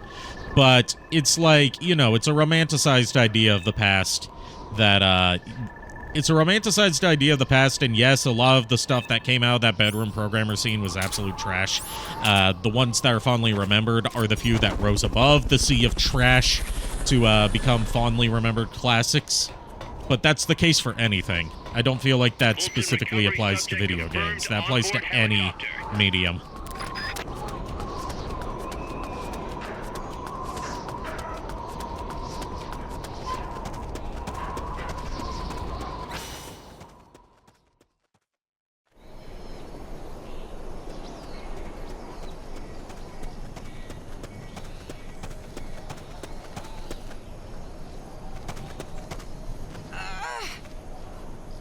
There's also just this romanticized idea of, like, even in the Atari days, you had people just, like, casually forming multi-billion-dollar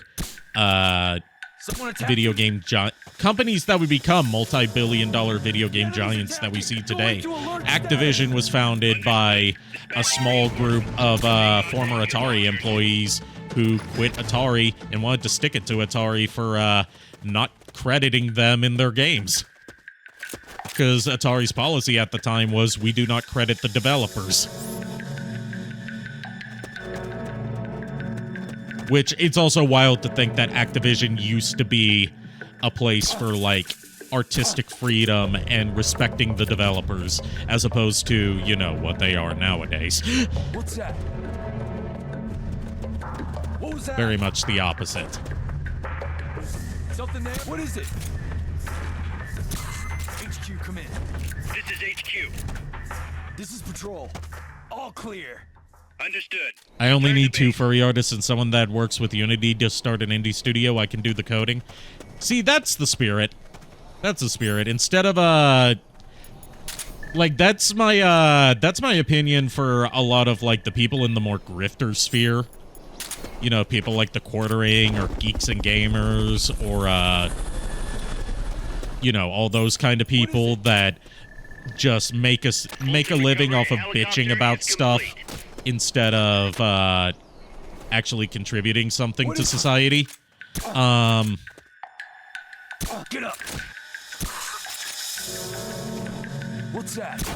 It's like you know, nowadays access to the tools and resources needed to make the stuff that you want to see people making is more available than ever. So, like, rather than just bitching about how things are not the way you want them to be, make it yourself. Don't wait for someone else to make it for you.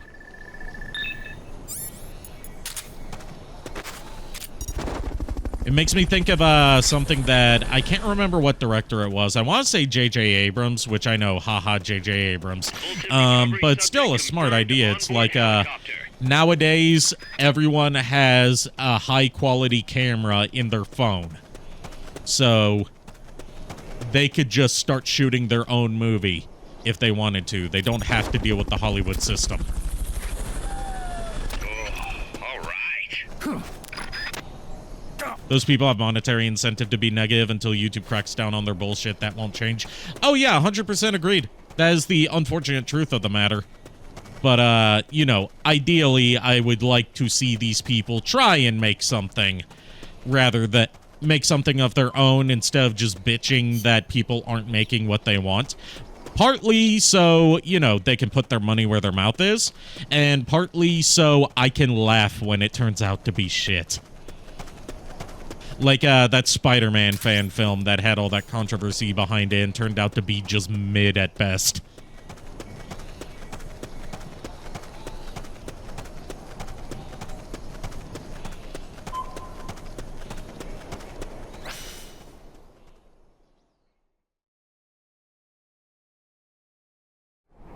Just look at Ultra Kill. Yeah, Ultra Kill is a perfect example of, like, people seeing games like the whole rise of, like, the, you know, new age boomer shooters is a perfect example of people being like, there is a market for this. There is a gap in the market for it because it's not being made anymore. I'm gonna make it myself. What's going on? Enemy attack! We're under attack! Going to It starts off with, you know, a couple people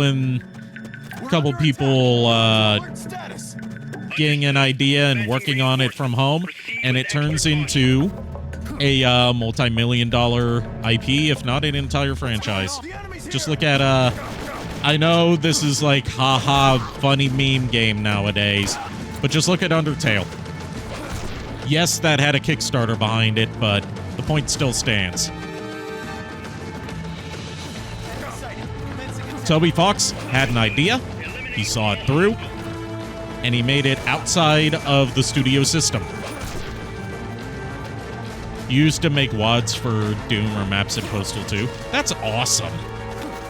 And can we talk about how old school id Software, like especially when John Carmack was part of the studio, were just the absolute kings of community interaction by making the source codes for their games public and software development toolkits for their games public after a certain period, so people could make not just their own mods, but their own games in the engines that they loved.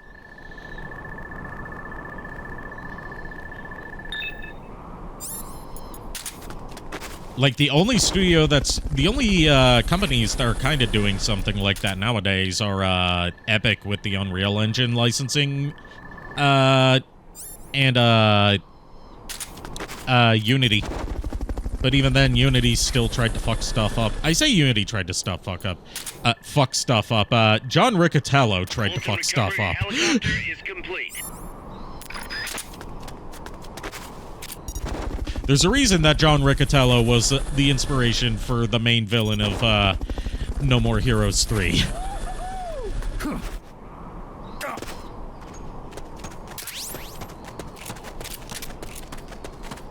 Honestly, the rise of indie does give me hope. Stuff fuck up. Stuff fuck up is what I am.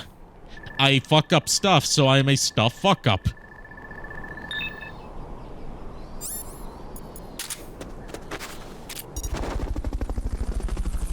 The dude from X-Plane. The dude from... No. John Riccatello wasn't from X-Plane. Oh, the dude from... John Riccatello was the CEO of EA and then became the CEO of... I forgot the name already. You can tell I'm kind of tired. I pulled an all-nighter fixing my mouth rigging so it looked better. But John Riccatello was the CEO of EA in the 2010s and later went on to become the CEO of Unity and was the one responsible for Unity changing its pricing structure to fuck over indie developers.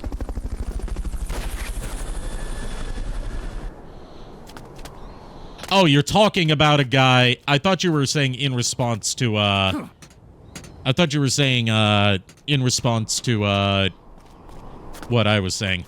But yeah, I'm not entirely sure what dude from X-Plane you're talking about, mostly because, you obviously grew up playing a lot different games than I did. So there's a bit of a disconnect there. But, like, yeah, John Carmack is an inspiration to me for video game design. Same thing with John Romero. Not so much Sandy Peterson. And definitely not so much George Broussard. Keiji Inafune was one for me, but as a backer of Mighty No. 9, I learned that was not so much the truth. Guys, I'm inside the facility. There's rows and rows of trucks here. If that's where they brought the nukes, then the truck we're after should be there. Okay, there's some Easter eggs in this scene that you can miss out on. Can you tell which one of the trucks brought the nukes? One of them must have the same license plate as the one from the terminal.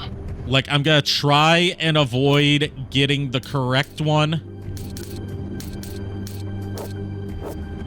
Hold on. Is this the one I'm thinking of? Not this one. Nope. That's just fish. That's a lot of fish.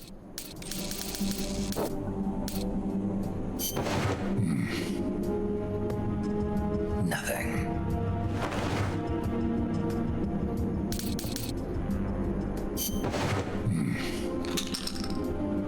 Where are they? Yes, you can find Hideo Kojima in one of the trucks.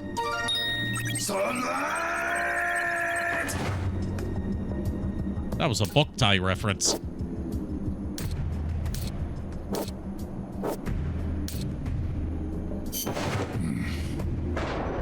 Metal Gear.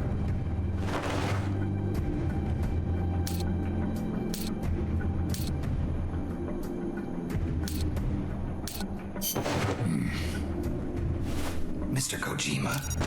And now we've got Hideo Kojima on our staff.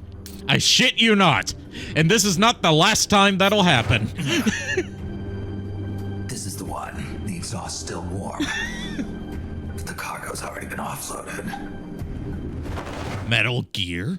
Daddy? Nah, Big Boss ain't finding his daddy here. Just a minute. This isn't what we agreed on. It's That too voice late. sounds The changes familiar. have already been finalized. You told me it was going to be a deterrent, that we wouldn't have to launch. I am not arguing with you, Doctor. Hey, Psionic X. Our goal is to create How's it going? perfect deterrent. That's why I agreed to help develop it. However, in order to achieve that perfect deterrent, we must show the world our strength. 3 key Metal Gear principles Dilf. ensure effective nuclear That wouldn't even be the deterrence. most ridiculous name that Metal First, Gear you has must had. have nuclear weapons. Dr. Second, Wheels. you must never use them first.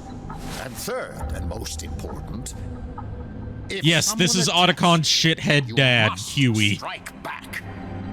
Unless we It's going good and can't beyond wait a for the end of the doubt month. that these Uh, three principles I work got a in few things practice, coming at the end of the world month will not that I'm accept waiting our for, one of them being deterrent. Halloween. The only way to do that is to show them we are You're just capable bullying of me tonight, actually Psionic X. launching a nuclear But What are you waiting for? Is it that Castlevania DLC for Exactly. Vampire Survivors that you sent me a So the trailer for? one Is that we when it's coming launch out? will be the last I didn't watch the one trailer ever. yet. I had kind of a hectic day. Like that. Yes, it is the Castlevania DLC. Okay. Your creation. Emmerich looks so Wasn't even uncanny your on these idea to drawings. begin. This is the art style of the concept art by Yoji Shinkawa. So this is how like all the characters would look in the concept art for previous Metal Gear games. You got the idea for bipedal locomotion from the Also, yes, I will have some communist in the coffee for you. You listen to me, Doc. Keep quiet. Do as I say. Not another word about stolen ideas. Should we succeed here, you'll be the toast of the scientific community. And your name will go down in history. But to answer Dash Cat's question, yes, this is Otacon's shithead dad, Huey Emmerich. Doctor! Unless we prove we're capable of launching, Peace Walker is useless as a deterrent. He doesn't become a shithead until Phantom Pain. So you may come to like him in this game. But trust me, you're going to hate him in Phantom Pain. Job back at headquarters, and you'll finally be able to walk tall. Fuck this guy, don't fuck this guy. That's how, I won't let you get away well, actually, with this. no, I would say don't fuck this guy because that's how he ends up dying. I am allowed to make that dark joke because Huey Emmerich is a horrible human being.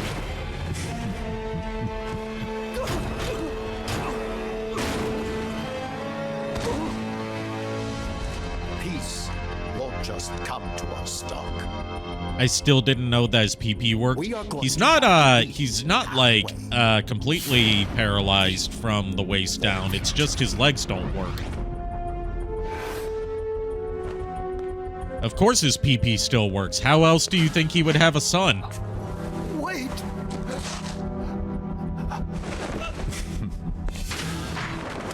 Hey, you okay? Don't do it. Snap out of it. Yep, Hot Where are the Coldman. news? He's gonna do it. He's One of gonna the launch a nuke. one of the most Hideo Kojima names that Hideo ever Kojima'd.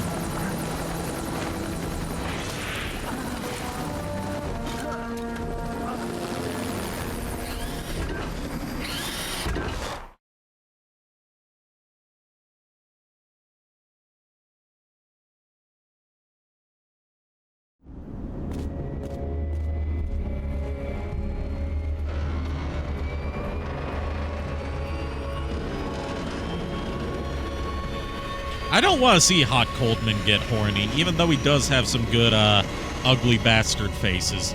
Also, say hello to Peace Walker.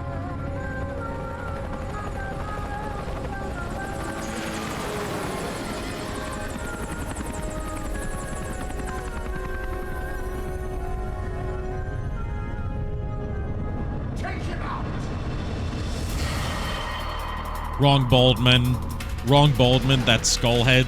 Yeah, that's Skullface, that's the uncomfortably horny one. Well, I wouldn't say uncomfortably horny, but you can tell he enjoys his work a little bit too much. What a nice singer. Yeah, it's Vocaloid. They use Vocaloid for the singing robots in this game. It's one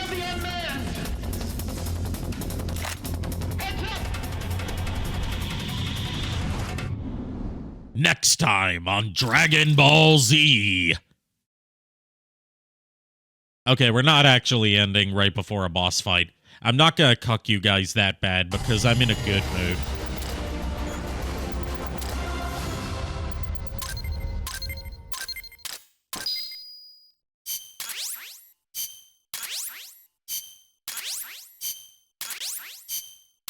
You're not far off with the Metal Gear Z thing because we get to build our own Metal Gear in this game, spoiler alert, and its name is Zeke. Xbox or PlayStation? I'm playing Xbox just because, you know, why not? It's easier than setting up the PS3. Can't wait to finally say goodbye to this scrap heap. Only thing is, we don't have nearly enough GMP. We'll need to recruit more soldiers to get more GMP. You know what to do, Snake. Yeah, Metal Gear Zeke is the Metal Gear we'll be building in this game. Kaz.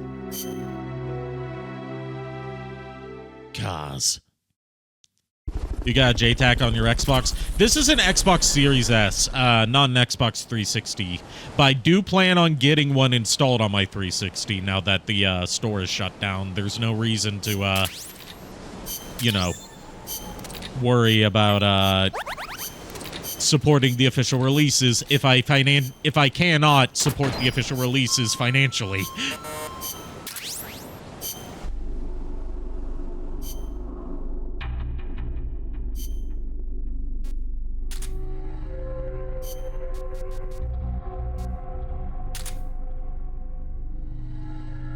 You have one?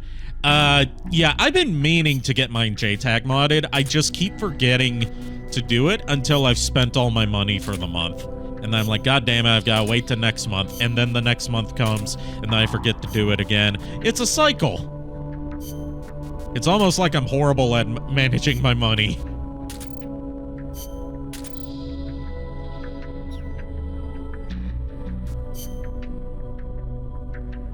Which is Microsoft's problem, IMO. Yeah, agreed. If Microsoft's not gonna let me legally support their stuff on Xbox 360, then I hold no problems with going with other means. That's my stance when it comes to piracy.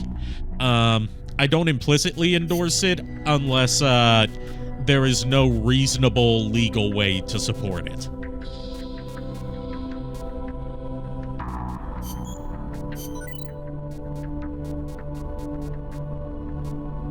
It's like with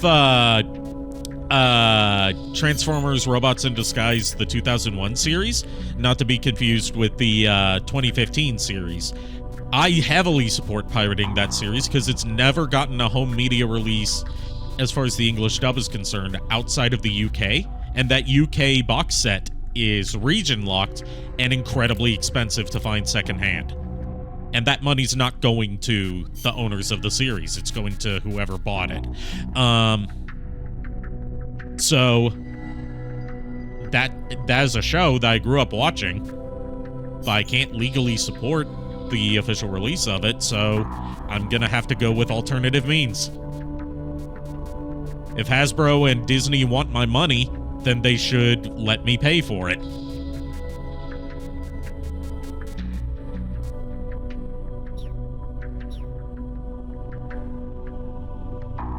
Do I have any of the cardboard boxes yet? I've got the love box, because you started out with that. But I don't have the cardboard tank, which, yes, I am aware is where your brother got his online username from, and I love that. I've never used the cardboard tank before, because I think you can only really effectively use it in two-player mode. And I've never done multiplayer on this game. I've heard that multiplayer makes the torture sequence a lot easier, which I would love to test out. Just to put that old curiosity to bed.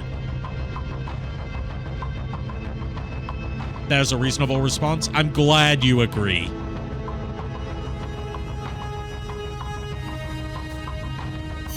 Like, I don't pirate stuff unless there's and I've got no idea how to bring it down. I don't pirate stuff unless there's no reasonable legal way for me to get a hold of a like, you know, official release of it. He loves to talk between Kaz and Snake while talking about that cardboard tank. I tried Metal Gear Solid 5 online and nobody was playing. Yeah, because Metal Gear Solid 5's online mode didn't catch on like 3's and 4's did, because it was dog shit. Within the first day of it coming out, people already figured out the most broken tactics and builds for the game, and it just wasn't fun. Survival. You were more of a History and Animal Planet kid. I gotta remember, I need to keep reminding myself that Cartoon Network didn't air all the same shows in all regions. So, like, I grew up on a lot of Cartoon Network, Nickelodeon, and Fox Kids. And by extension, like, the stuff that came after Fox Kids. So, like, I have a lot of nostalgia for that, like, late 90s, early 2000s era stuff. And Ground Zero's, like, demo. It's a tech demo for the engine, more or less, but it is the canonical first chapter, like, the setup that leads into Phantom Pain. If you start Phantom Pain without playing Ground Zeroes, you're probably going to be confused about a few plot points. That's why nowadays they sell just both of them bundled into one package, rather than having to buy them separately. And that's how it should have been from the start. But I get that. I get why they released Ground Zeroes on its own, because Phantom Pain was taking a lot longer to finish than Konami was hoping for. So they released Ground Zeroes as, like, a way to hold fans over. And to make extra money, of course, considering they sold it at like 50 or 40 bucks. Jetix wasn't much of a thing here in America, but it was a huge thing in Europe, from what I understand. In fact, Jetix is the reason why Disney continued Power Rangers, due to obligations with Jetix in Europe. Like, when Disney bought Saban's library as part of their buyout of the Fox Family Network, part of what they got was Power Rangers, and they intended on just continuing to sell the toys and re-airing old episodes instead of making new series. But it was due to, like, some sort of contractual obligations that Jetix had over in Europe that convinced, or more so, you know, strong-armed Disney into continuing to make Power Rangers for most of the rest of the decade. You really like Cinemax? I've never seen Cinemax, but I mostly know of Cinemax through, like, you know, the whole Skinemax thing, where people talk about, like, anytime that people talk about Cinemax, from my experience, they're usually talking about, like, the skeezy softcore porn films that they aired on Cinemax. You know, like Bikini Car Wash and stuff like that.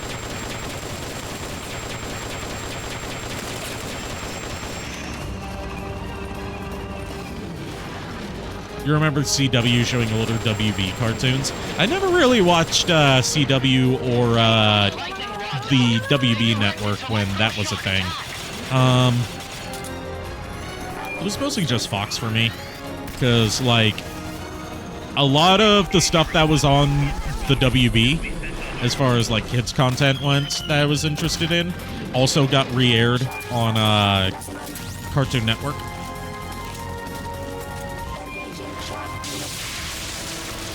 So it's like, why would I tune in at, like, early hours of the morning to watch, like, say, Yu-Gi-Oh! On Kids WB when I can just watch it on Cartoon Network?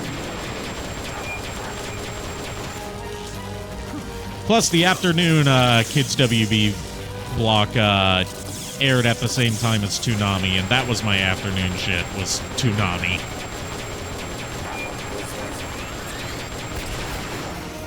If there's one good thing to come out of you know, the slow encroaching death of Cartoon Network. It's that we have an afternoon block dedicated to nostalgic shows now, instead of just an entire day's worth of Teen Titans Go.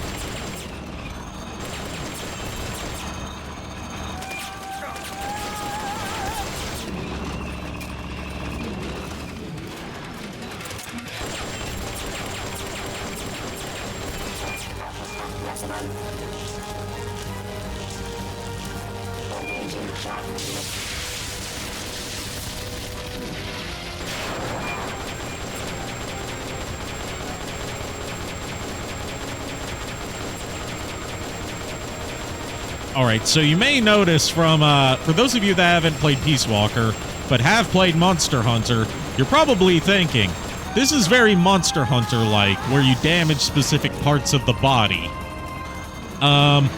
There's a reason for that, and you might see it later on if I can figure out how to unlock the, extra ops missions for it.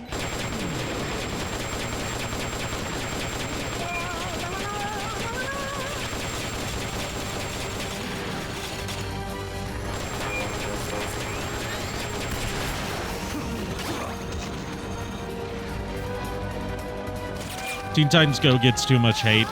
I mean, my problem with it isn't it like I do have problems with like how it seems hyper fixated on responding to online criticism rather than making a good show. But like I've never thought that having episodes in any show dedicated to giving a middle finger to the critics has ever been a good look, and that's a thing that dates back to the 90s. It's not like a Teen Titans Go exclusive issue.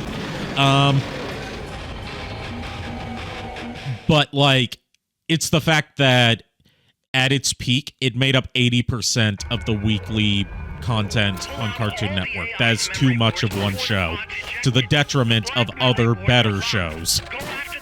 Like I heard people a lot say stuff like oh, it's their highest rated show on the network, so of course they're going to air it the most. I'm like, it's the highest rated show on the network because it's the fucking only thing they air. Memory boards have different functions according to the icons displayed over them.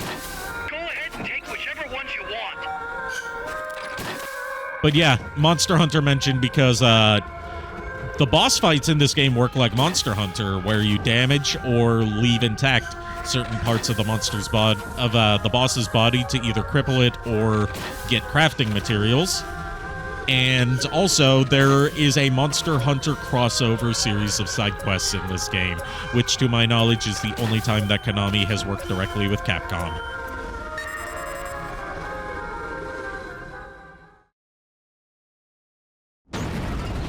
And part of that includes not only boss fights against actual Monster Hunter monsters, but a boss fight against an exclusive Monster Hunter-styled version of Metal Gear Rex called Gear Rex. Like, Gear Rex if it was a Metal Gear Rex if it was a Monster Hunter creature. So, like, dinosaur that looks like a Metal Gear. That was an unmanned weapon. A prototype. I made it myself. Who are you? That sounds so cool. This game's available on Xbox through backwards compatibility at the very least. And if the leaks about Volume 2 of the Metal Gear Master Collection are to be believed, it's probably going to be included with that. You be? You don't look like one of those mercenaries. Me. I'm an entomologist. A fighting entomologist? Yeah, I specialize Snake in is just... butterflies. Big Boss is just so bad at cover stories. Ulysses? Huh. I didn't think they lived in Costa Rica. I love this running gag of him being so bad at cover stories that people have to correct him. It says here Morphos aren't covered under the treaty. Must have slipped my mind. You sure you're feeling all right? Anyway, long story short, the butterfly got away. So how about it, Doc? Did you make that big butterfly too? Yes. And no. What was that thing? What are they doing here?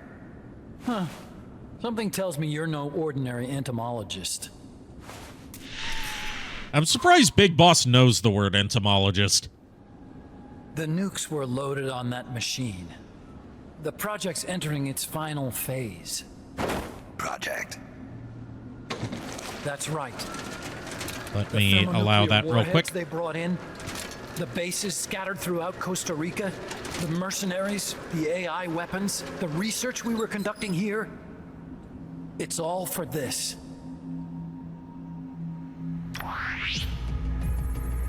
But yes, Shiva, since you tuned back in, the guy we're talking to here is Otacon's dad, Huey. Robots. The one you just fought was a pupa. There's also a flying type. It says flag for swearing, by the way. Yes, I saw. That's why I allowed it. I think it's funny that's flag for swearing. Target detection, tracking. Huey's a piece of shit, but we'll discover that in the game that comes after this. Technically, the game that comes after the game that comes after this, now that I think about it. They can only follow simple commands, though. Why build them here? For the CIA. They invited me here a year ago. That's who that guy was. CIA's station chief for Central America. Goes by the name of Hot Coldman. Apparently he was some sort of hero back at the height of the Cold War. But running the show. if you tune in to when we find out why Huey's a piece of shit, when we finally get to Phantom Pain, you'll be happy to hear that he died the way he lived, being a bitch. Deadly system that can automatically move into position and launch a retaliatory nuclear strike. Because remember way back in Metal Gear Solid 2 when Otacon said that when he was a kid he had an affair with his stepmom and that caused his dad to drown himself in the family pool, and he accidentally dragged his little sister Emma in with him. Yeah, with the framing of knowing what Otacon's dad was actually like, we know that he was doing it on purpose as one final fuck you to his wife. I thought we were going to get a Zanzibar Land Metal Gear game with Big Boss as the protagonist. That's Peace Walker. Zanzibar Land was the second Metal Gear game, which starred Solid Snake. Like, the thing I was hoping, there were two things I was hoping for following Phantom Pain, and we didn't get either of them. One was, like, you know, from the ground up, reimagined remakes to fit in with the new established canon of Metal Gear and Metal Gear 2. We didn't get that. And the other was, given that Phantom Pain gives us a little bit of an idea of what Liquid Snake's childhood was like, maybe a game focusing on his formative years as a soldier. Like what led him to become the villain that he is. We will strike back. Put simply, nuclear deterrence is the idea of using nukes to keep nukes in check. I hope I catch that episode. Huey sounds like a great person. Yeah, he's a fantastic person. Which makes launching an act of suicide. In the end, neither side can use its nukes.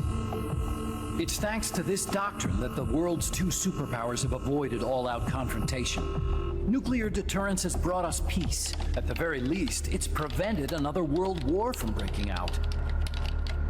But the theory of nuclear deterrence... A fantastic punching bag. Agreed! In reality, there's no guarantee that either side would follow through with retaliation. Am I going to touch Survive? I do have a copy of it, but I'm not sure if I actually want to play it. Because it's less so like an actual Metal Gear game and more of like an online co-op survival game. And I don't know if that would make for like good Let's say country X launches stream content for a game that people actively do not like. They're not going to be able to retaliate, knowing that they're effectively ending. Play Acid first. I do want to play the Acid games. I'll probably, if I don't end with Phantom Pain, I'll end with the Acid duology, because I do have a way of playing those now. Which is why we designed. Damn, I didn't know that Emmerich and Gordon Freeman go to the same university, MIT. Yeah, MIT is like one of the top universities for like computer and just like you know, technology and science research stuff in the country. The launch button against yourself. It closes the loophole in nuclear deterrence theory, rendering our friends in Country X completely unable to launch. What Coleman is saying is that to achieve this goal, we need to demonstrate that retaliation will be carried out by a machine. He will launch his nuke, and then his version of deterrence will be complete. And you believe him? I believe in peace through nuclear deterrence. Gonna head out, gang. Very EP night, y'all. Have a good night, Dash Cat. Hope to talk to you again soon. That was fun. He put his whole life into that research. And hope to have you on stream and sometime all it created soon. Was this illusion of peace called deterrence. And then I was born. Just send me a friend request on Discord, so I'll be able to add you to the group chat. And if you feel like joining sometime, just let me know and I'll set it up. It'll all have been for nothing. They've got to be stopped. Where'd they take the warheads? To a base near the border. The final test is 5 days from now. Where's the base? You're gonna stop them? It's kind of a hike. And besides, there's a surefire way to halt the project. You see, Peace Walker isn't quite finished yet. What do you mean? It's missing one last critical structural component. The AI. Its brain.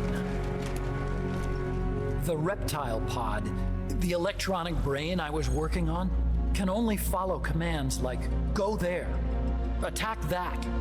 I guess you could compare it to the human cerebellum.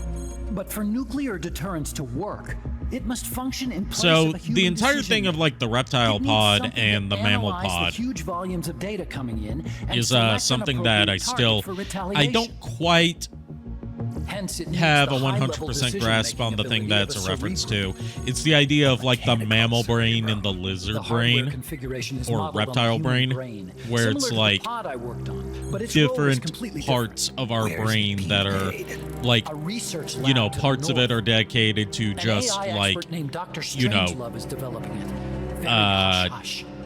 fulfilling routine commands, like Strangelove just was everyday recruited from the routine States, stuff. too. And In other the field parts of are AI, dedicated there's no one to better, that's like for sure. But man, what a basket case. self-preservation, She building hates relationships, Go to the lab that and kind of stuff. destroy I Peace think Walker's I may be cerebrum. getting that wrong. I'm pretty sure they haven't finished the final calibrations yet. I'll lend you my ID card. It'll get you through security at the lab. Oh, and one more thing. What's this? A letter of recommendation? Yeah, it's from me to Dr. Strangelove. Don't read it, okay? Oh, we're definitely gonna read it, Huey, because fuck you. So what will you do now? I'm done with science.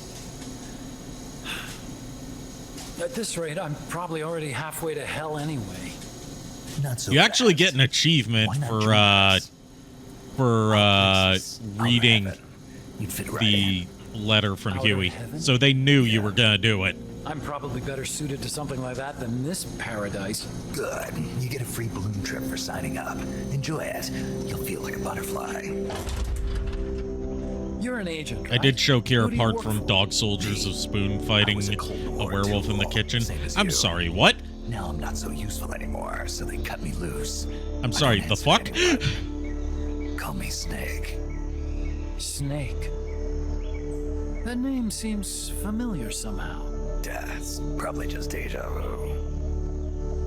Probably See just that there? deja vu. I Beyond just the feel cloud like I've forest? been in this See those place ruins? before. Yeah. Higher on the street. That's where you'll find Dr. Strangelove's lab. Damn, I didn't know that Dr. Wheels unalived that is a big spoiler there, Chris. That is a big spoiler right there. Please refrain from posting spoilers in chat. Because I'm doing this under the pretense that most of my audience has not played or watched playthroughs of the Metal Gear series. So I want them to learn these plot twists as they come, rather than having them explained in chat.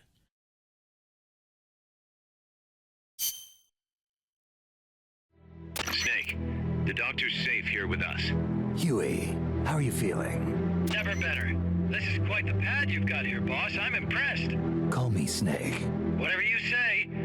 Like it or not, everyone here calls you boss. You know the saying of throw everything but the kitchen sink? Well, Spoon took that to a whole new level. If you're at all interested in I will have to see what you're talking about. Assign me to the R&D section. I'm pretty sure I'll be of some use. Once we have the necessary materials and blueprints, we can start work on that bipedal mech.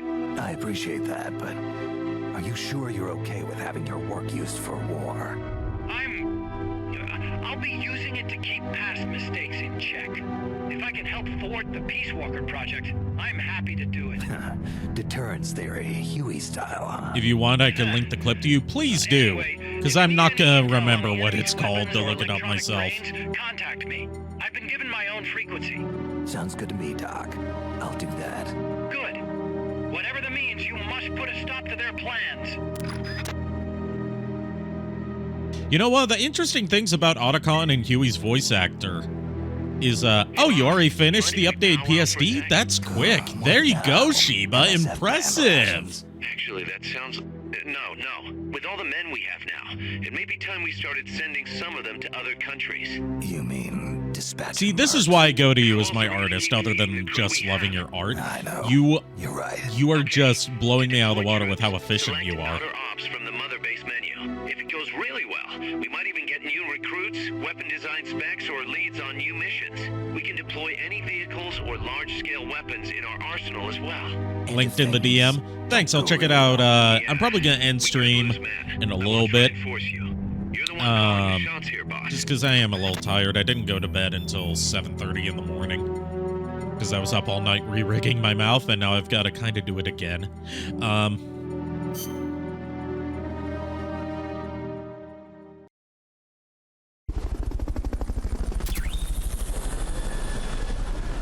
You wish you were that efficient on the regular.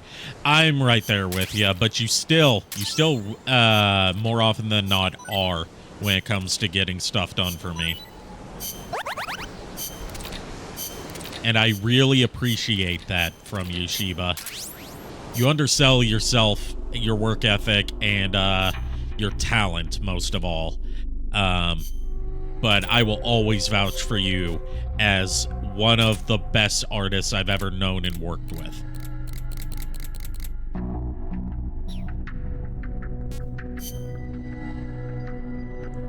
Don't sleep deprive myself. I promise I won't stay up all night this time re-rigging the mouth. I actually know what I'm doing this time.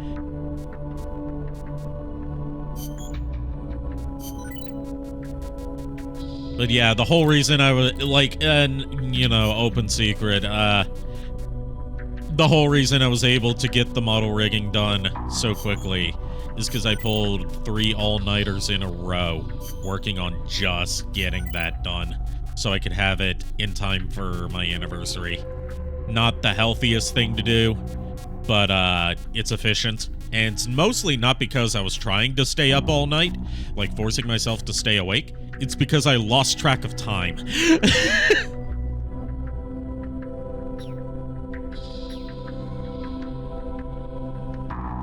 Do I know how to rig on Blender? No, I haven't. I'm still learning how to rig on Live 2D.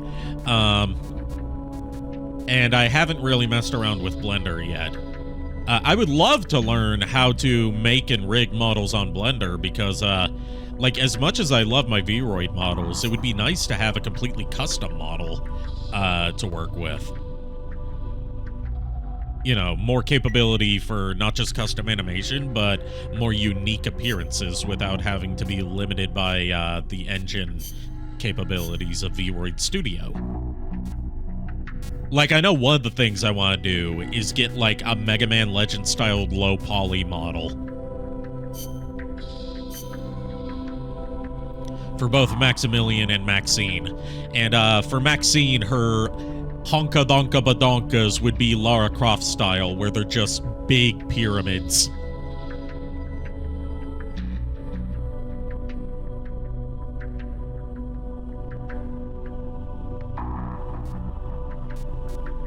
I've also talked about another idea for, like, something I could theoretically do with Maxine pretty easily in Vroid, but I'd have to figure out how to get the redeem for it to work in Vignon. But I don't know if it's safe for me to talk about it on Twitch. I brought it up in the group call we were having earlier. Not call, but like group thing in my server we were talking about earlier while... Is the Mega Man outfit gonna look like the ones... No, not a Mega Man outfit, like a low poly model that looks like the character models from Mega Man Legends. Look up the Mega Man Legends character models and you'll see what I'm talking about. And that's like, when you see low poly VTuber models, that's usually the style that they go for, because it already looks like a moving anime. You may grab Halloween Maxine to practice one of those moving live 2D images. Ooh, nice. I would love to see that, how that turns out.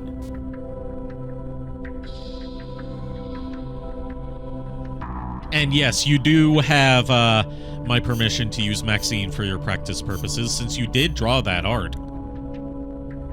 Well, you didn't draw the Halloween Maxine art, but actually, I don't have any Halloween Maxine art.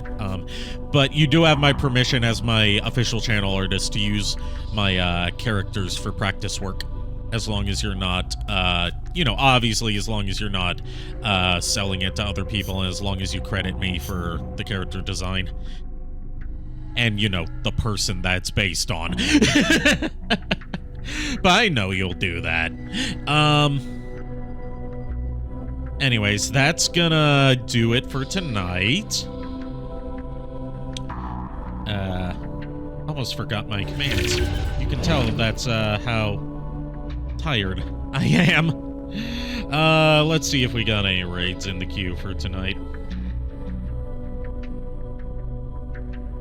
Nah. Well, technically, there's one of the people I follow online, but I don't want to raid her because I'm not a big fan of some of her community.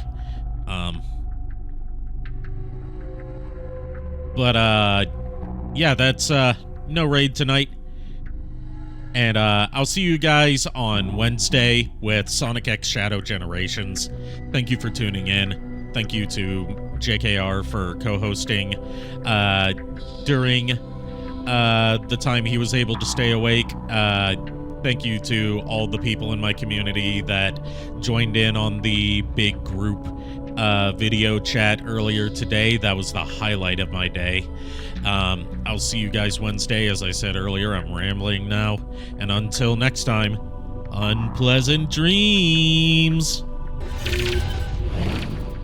Good night, everybody.